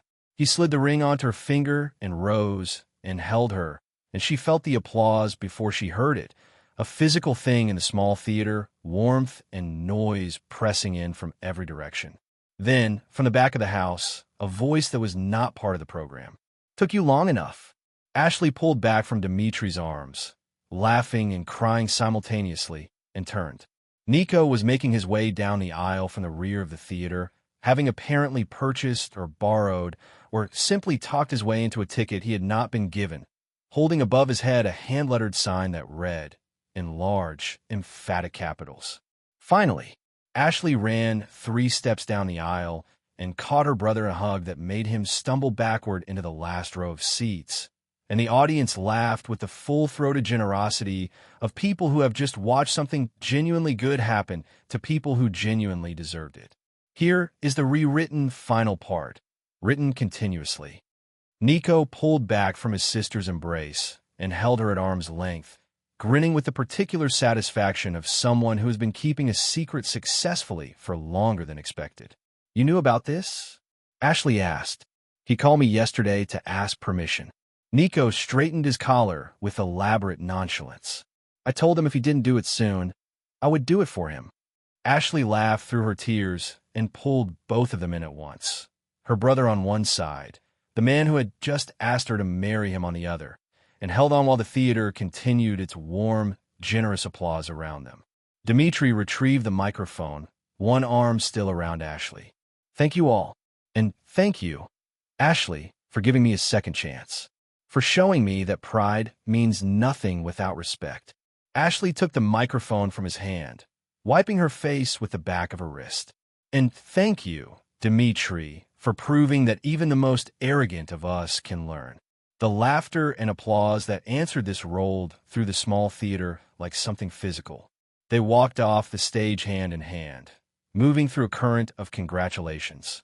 People reaching for Ashley's hand, wanted to shake Dimitri's, pulling out phones, smiling with the unguarded warmth of people who have witnessed something that made them briefly believe the world is capable of rewarding the right people. Local reporters who had been covering the literary awards converged immediately. Influencers who had been live streaming the ceremony before they understood what they were live streaming found that their viewer counts had spiked significantly in the last 4 minutes. Within the time it took Dimitri to retrieve their coats, the proposal had begun its journey across social media with a particular velocity reserved for stories that feel both surprising and inevitable. The most romantic proposal of the year. From viral confrontation to engaged, the story of Ashley and Dimitri. He offered her $5,000 again, but this time it was for love. Ashley read the headlines scrolling across her phone screen while Dimitri brought the car around, and she was laughing before she'd finished the third one. We're back in the news, she said as he pulled out of the parking lot. This time for a better reason. Nico, installed in the back seat with his long legs, taking up more than a share of the space, looked between them with the expression of someone who has decided magnanimity is called for. You two are basically celebrities now. Should I start charging for autographs? As your brother, I feel I have a brand to consider. Ashley turned around and gave him a look. What? I'm exploring my options. Nico, Dimitri said, catching his eye in the rearview mirror, you realize you're officially my brother-in-law now. Nico considered this. I plan to use it strategically. Expensive Christmas presents at minimum. Birthday dinners at places with actual tablecloths. I have a list. Noted and accepted. They dropped Nico at the apartment, where he unfolded himself from the back seat with the deliberate unhurriedness of someone who knows he's about to say something important and is choosing his moment. He hugged his sister at the door, properly, both arms, the kind of hug that means something, and then stepped back. I'm proud of you, Ash. She felt her throat tighten in the familiar way. Thank you. For everything. For all of it. Now, go be happy. He gave her a look that was somehow simultaneously teasing and entirely serious. You've earned it. She kissed his forehead. He made a noise of protest and disappeared inside. Back in the car, Dmitri drove without a destination. Manhattan at night arranged itself around them as it always does for people who are paying attention to each other. A generous backdrop of light and movement, the city performing its ambient role without demanding acknowledgement. He stopped eventually in a small plaza lit by the warm circles of old-style street lamps, the kind that make the surrounding dark look intentional rather than empty. They got out and walked, their hands finding each other without discussion. You actually planned all of this, Ashley said, still working through the architecture of the evening. With considerable assistance from Nico. He was indispensable, also completely incapable of keeping it to himself, so the window was narrow. He's a traitor. He loves you, which in this case produced the same result. Ashley was quiet for a few steps. Then she stopped, and Dmitri stopped beside her as she turned to face him under the lamplight. You knew from the beginning, from that very first night, that I wasn't going to make any of this easy. I suspected, and you did it anyway. Eventually, he tilted his head. There was a period in the middle where I handled things very badly. There was, she agreed. And you left. I did, and I waited. You did. She looked at him and wrote poems about it on a wall. A man has to do something with his evenings. She laughed, and the laugh rose into the quiet of the plaza and disappeared into the surrounding city. And Dmitri stood there watching her in the lamplight with the expression of someone who has spent 2 years trying to describe something in words and has just been reminded that the thing itself is better than any description. I love you, he said, not as an announcement, just as a fact that had been true for a while and had found its moment to be spoken plainly. Ashley felt her heart do what it had been doing all evening, that particular, inconvenient, deeply welcome thing. I love you too, she said. And then he closed the distance between them and kissed her, slowly, without any of the performance that had once characterized everything he did, just the two of them in a lamplit plaza with the city moving on indifferently around them. The kiss carried the full weight of 2 years and one unforgettable evening in a restaurant, and every conversation and argument and coffee lesson and rainy day cafe table and poem on a brick wall in between. When they separated, both of them were smiling. Come to my place, Dmitri said, with the slightly uncertain quality of someone who is offering rather than assuming. Ashley looked at him, at his face, which she had learned by now to read with some accuracy. The sincerity in it, the wanting, the patience that had been genuinely earned. Let's go, she said. His apartment surprised her. She wasn't sure what she had expected, but it wasn't this. The building was unremarkable in its quiet elegance, and the apartment itself was simple in a way that felt like a decision rather than an oversight. Books on every available surface, arranged by some organizational principle she would need more time to decode. Furniture chosen for comfort rather than statement. And the window, floor to ceiling, facing the city, which rendered Manhattan at night as a single luminous painting stretching to the horizon. Ashley walked straight to it. It's beautiful from here, she said. Dmitri came up behind her, his arms finding her waist with the ease of something practiced, which was strange because nothing between them had been practiced yet, and yet it felt entirely natural. It's better with you in it, he said, and she could hear the smile in it. She turned his arms. Dmitri, you don't have to say anything. No pressure. Whatever you want. I know. She met his eyes. I won't be here. With you. That's what I was going to say.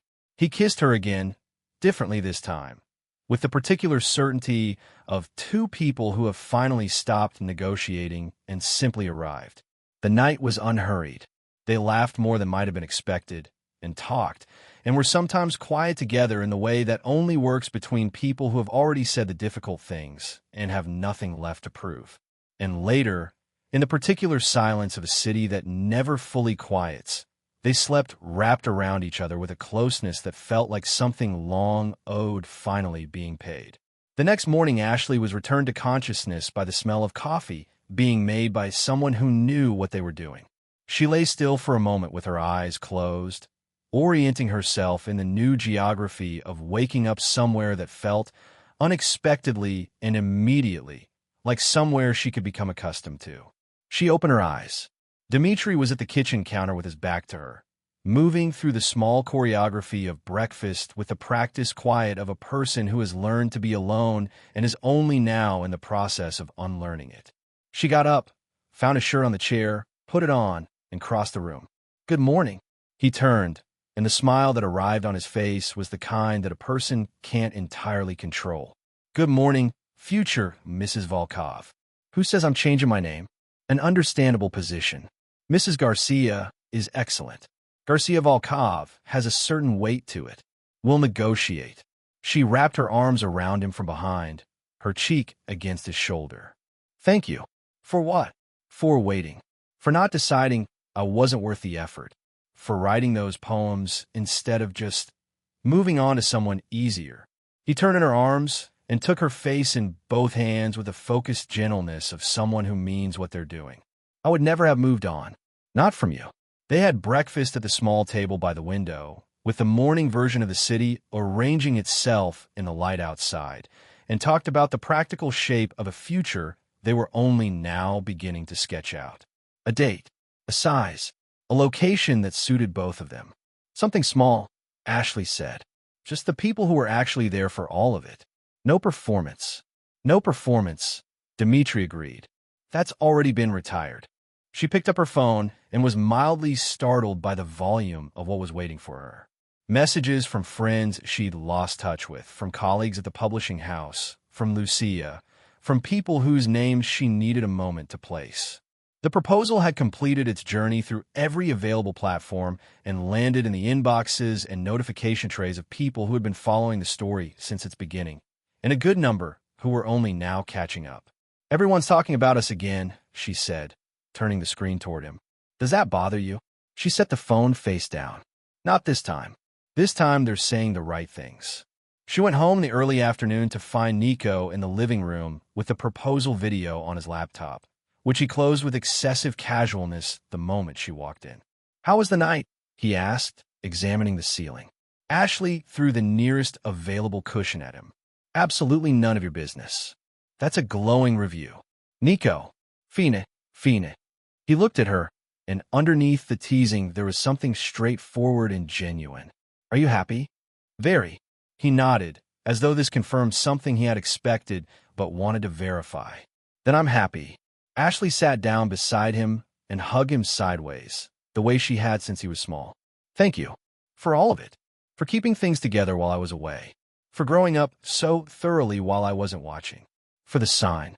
The sign was inspired. It was. "I also have the poem for the wedding, whenever that's happening. I've been workshopping it for 6 months." "Of course you have." That night Dmitri called, and they talked for an hour about nothing of great consequence. His plans for the cafe while they were away, her first week at the publishing house, what Nico had said about the proposal video. And when they finally said good night, Ashley lay in the dark with her hand up, turning the ring in the faint light from the window. 2 years ago, she had walked home through the cold with her dignity intact, and her future uncertain, and a quiet, stubborn conviction that silence was never the answer. She had not been looking for any of this. She had simply refused to be diminished. And everything else had followed from that refusal, through paths she couldn't have drawn on a map in advance. She fell asleep smiling. The next 3 months moved with the brisk efficiency of a period of time that has a great deal to accomplish and no patience for delay. They set the date for a Saturday in late spring and agreed on everything that mattered with a minimum of negotiation. Small, genuine, outside theirs. They chose a park in the center of Manhattan, a particular corner of it that Ashley had walked through 100 times without ever thinking about, which made it feel right rather than staged. There was a small lake that caught the light in the afternoon. There were trees that would be in full bloom by May. There was enough space for 50 people and no space for pretension. "You're certain you don't want something larger?" Dmitri asked on their third visit to the location, watching Nico pace the perimeter testing the acoustics. "I'm certain," Ashley said. "This is exactly what it should be." Nico cupped his hand around his mouth. "You can hear really well from here. My poem is going to land perfectly." Ashley turned. You're what? My poem. He held up a hand against her objection. I asked Dimitri last week. He said yes. It's happening. Dimitri shrugged with the particular diplomacy of a man who has learned when to stay out of things. He asked very formally, with a written proposal. You're both impossible, Ashley said, and couldn't quite keep the smile from showing. The guest list assembled itself from the people who had actually been present for the story. Lucia, who had whispered warnings and kept faith regardless. Jenna and a handful of colleagues from the publishing house who had befriended Ashley in the specific way that forms quickly between people who love books. Regulars from the Words Cafe who received handwritten invitations and responded with a warmth that Dimitri found privately moving. And a small number of Ashley's friends for Boston, who made the trip down with the enthusiasm of people who had heard the story in installments and were overdue for the ending. There were no formal wedding parties. Nico had appointed himself master of ceremonies without being asked, and with a level of organizational commitment that suggested he had been planning this since approximately the evening of the proposal. Someone has to keep this from becoming boring, he said. It's a wedding, Nico. Exactly. High risk. The night before, Ashley and Nico ordered pizza and sat on the living room floor the way they had when they were younger, and the floor seemed like the right place to be for important conversations. Nervous? He asked. A little. What if I trip walking in?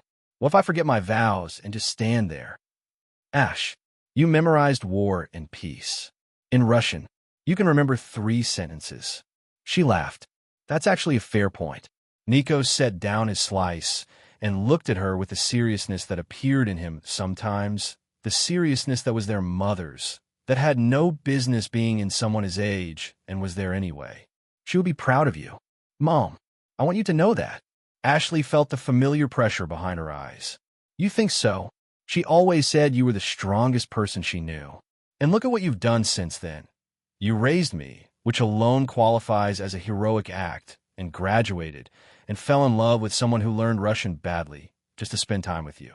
She would have been absolutely insufferable about it. Ashley laughed and cried in approximately equal measure and hugged her brother until he made his customary noise of protest. Save some for tomorrow, he said, patting her back. There's a limited supply. On the morning of the wedding, the sky produced exactly what was required. Clear, unhurried, the specific blue of a late spring day that has decided to be generous. Ashley woke early, her stomach doing something complicated, and found that the feeling was not quite nerves and not quite excitement, but something that contained both without being reducible to either.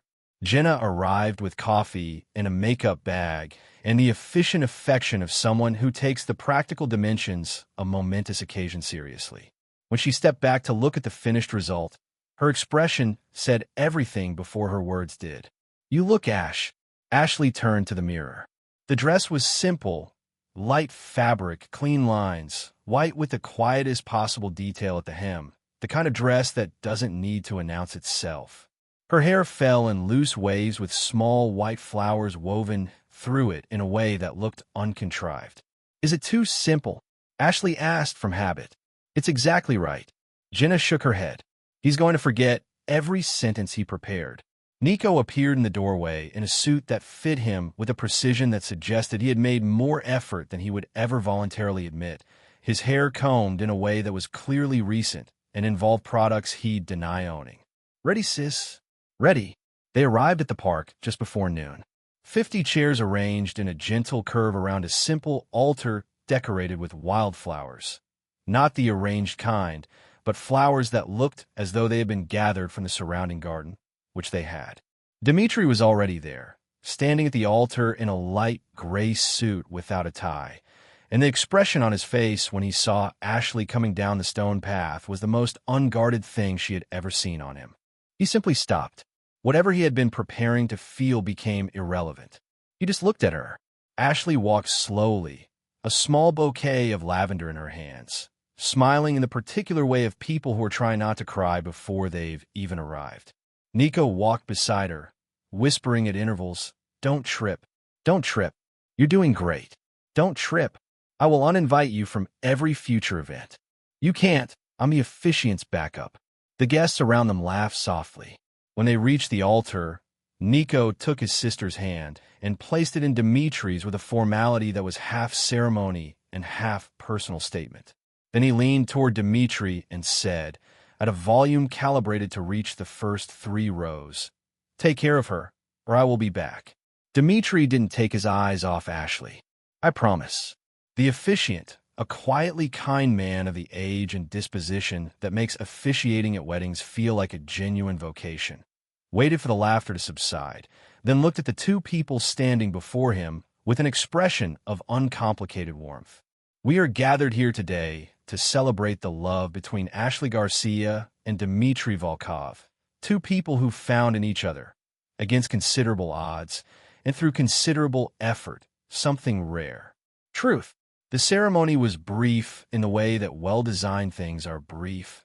It contained exactly what was needed and nothing in excess.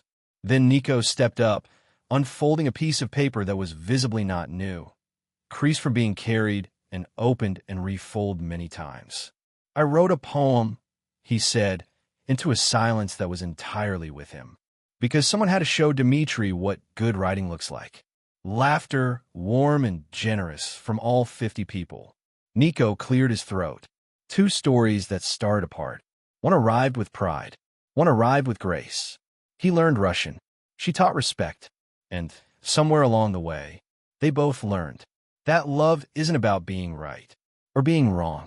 It's about staying, especially when it's hard. He looked up from the paper briefly, then back down. "My sister taught me to be strong. Dimitri showed me that strength is also knowing how to say I'm sorry. And today, watching them here, I've learned that real love isn't the kind that arrives easily. It's the kind that chooses to stay." He folded the paper. His voice, on the last line, had done something it wasn't supposed to do. Ashley stepped forward and hugged her brother in the middle of the altar with no ceremony whatsoever, in front of 50 people and an officiant who was clearly moved, and Nico held on for a moment before stepping back with his composure approximately reassembled. "You're extraordinary," she told him. "I know," he said, and wiped his eye with the back of his hand in a way that he clearly hoped no one had seen. The applause that followed was the warm, emotional kind that contains genuine feeling rather than social obligation. Then the vows. Dimitri looked at Ashley with the steady attention he had learned to give things. Not the commanding stare of the man at the restaurant, but something quieter and more complete. "Ashley," he began, and then paused to switch languages. Russian, then English, then Spanish, moving between them with the imperfect fluency of someone who has made a genuine effort. "You changed the entire direction of my life. You taught me that respect can't be purchased, that dignity has no going rate, and that love, real love, is a daily decision. I promise to respect you, to listen to you, to keep learning from you, in Russian, English, Spanish, or whatever language you want to teach me next." The guests laughed through the tears that several of them were working to contain. Ashley took a breath. "Dimitri, when I first met you, I was fairly certain you were simply another arrogant man with too much money and an underdeveloped sense of consequence." She held his gaze. "I wasn't entirely wrong. The laughter came easily from everyone. But I kept watching, and I saw someone underneath all of that who was actually trying, who kept making mistakes and kept showing up anyway, which is, I have come to understand, one of the more courageous things a person can do." She blinked against the tears. "I promise to keep teaching you Russian for as long as you keep making me coffee every morning." "That," said Dimitri solemnly, "I can commit to. I love you. In every language, in every version, in every season. Forever." The officiant looked between them with an expression of genuine pleasure. "Then by the power vested in me, I now pronounce you husband and wife. You may kiss the bride." The kiss they shared was not the careful, ceremony-conscious kind. It was the kind of kiss that has been waiting for its moment and is not interested in being restrained about it. Around them, 50 people applauded and whistled and called out things that added to the general warmth without being individually distinguishable. The reception spread out across the afternoon grass with the easy grace of something that doesn't have to impress anyone. A playlist rather than a band. Food that was genuinely good rather than ceremonially expensive. conversation that moved freely between tables because the guest list was small enough that everyone knew at least someone else. When a slow song came on, the same one that had played at the scholarship evening 2 years before, which neither of them had mentioned to the other when compiling the playlist, and which they recognized simultaneously, they looked at each other across the gathering. "Our song," Dmitri said, reaching for her hand. "Since when do we have a song?" "Since the night you almost let me kiss you on a dance floor and then very correctly decided it was too soon. I made the right call. You almost always do." They danced on the grass, surrounded by the people who had been present in one form or another for the whole story, and this time there was nothing tentative about it. No miscounted steps, no careful distance. Just two people who had arrived somewhere they had both been working toward and were now simply here. Then came the moment Ashley had been quietly anticipating since Nico had first mentioned it. Instead of a bouquet of flowers, she held a slim volume of poetry, one she'd chosen from the publishing house's forthcoming catalog. "Whoever catches this book," she announced, "may find their next great love. Or, at the very minimum, a genuinely good poem." She tossed it in a high arc. Lucia, who had made no visible movement of preparation, caught it with both hands and looked down at it with an expression of startled recognition. "I don't even want to get married," she said. "Noted," Ashley called back, but read page 47. Then Dmitri called for attention, and from somewhere behind him produced a bouquet of substantial size that turned out, on closer inspection, to be constructed almost entirely of currency. Ashley looked at it, then at him. $5,000, he said. As promised. She took one bill, examined it, held it up to the light. It had the specific quality of money that has never been anywhere near a Federal Reserve. "These are completely fake." "They are." The smile on his face was the most undefended she had ever seen it. "I believe at this point you've truly taught me the difference between the value of something and its price." She started laughing before she could stop herself, and the laugh became the kind that involves the whole body, and she hugged him with the bouquet of fake currency crushed between them while the guests around them laughed and took photographs and added to the general feeling that something good had just concluded and something better was beginning. Before leaving, they stopped at the Words Cafe to tape a handwritten note to the door. Dmitri wrote it in the same script as the poems on the wall. Asterisk closed until further notice. "We're learning to conjugate the verb to love." Asterisk. Ashley read it twice. "Poetic. I learned from the best." Nico appeared from a direction that suggested he had followed them, which he had, marker in hand, and an expression that indicated he had been waiting for exactly this moment. "Can I?" They stepped aside. He uncapped the marker and wrote on the poem wall, just below the lowest line of Dimitri's most recent edition. "A happy ending is when two stories decide to be written on the same line." Ashley read it. Then she turned to her brother, who was recapping the marker with studied casualness. "Where did that come from?" "I've been sitting on it for months, waiting for the right wall." She hugged him, the third time that day by her count, and she intended to keep going. The following morning, Ashley and Dmitri boarded a flight to Moscow in the particular mood of people who have just successfully concluded something significant and are arriving at the threshold of something new. They found their seats, settled in with the practiced ease of travelers, and Ashley turned to look out the window as the runway began to move beneath them. "Are you all right?" Dmitri asked. "I'm thinking about how much has changed. For better or worse?" She turned back to him. "Incomparably better." She paused. 2 years ago, I was standing in a restaurant defending myself against someone who thought my dignity was something he could put a price on. And now I'm on a plane to Moscow, married to him. I prefer not to dwell on the married to him part of that sentence, following so closely after the part about the restaurant. You should dwell on it. It should keep you appropriately humble. He took her hand. "Thank you for the chance, for believing, eventually, that something in me was worth the effort. I believed it before you did," she said. "That's why it was so infuriating." He kissed her temple. She rested her head on his shoulder. Beyond the window, Manhattan fell away beneath them. The grid of streets and the particular silver of the rivers and the long, rectangular shadows of buildings she knew by heart, And then it was simply the open sky, wide and entirely unhurried, going on in every direction. After Moscow, they would go to Paris. After Paris, they would come home and build the specific, daily, ordinary shape of a life together. The early mornings and the disagreements and the coffee and the Russian lessons and the moments of grace that arrive without announcement in the middle of unremarkable Tuesdays. Ashley closed her eyes. 2 years ago, she had walked into a mansion with a worn blouse and a hollow stomach and a stubborn refusal to be made small. She had stood her ground in a hallway full of people who expected her to fold, and she had not folded, and everything had followed from that single unremarkable act of self-respect. She had not been looking for any of it. She had simply refused to disappear. And that, it turned out, had been enough. The plane climbed through the bright morning air, and Ashley Garcia, who was also now Ashley Volkov, or possibly Ashley Garcia Volkov, a matter still under negotiation, smiled into the warm curve of her husband's shoulder and let the future come.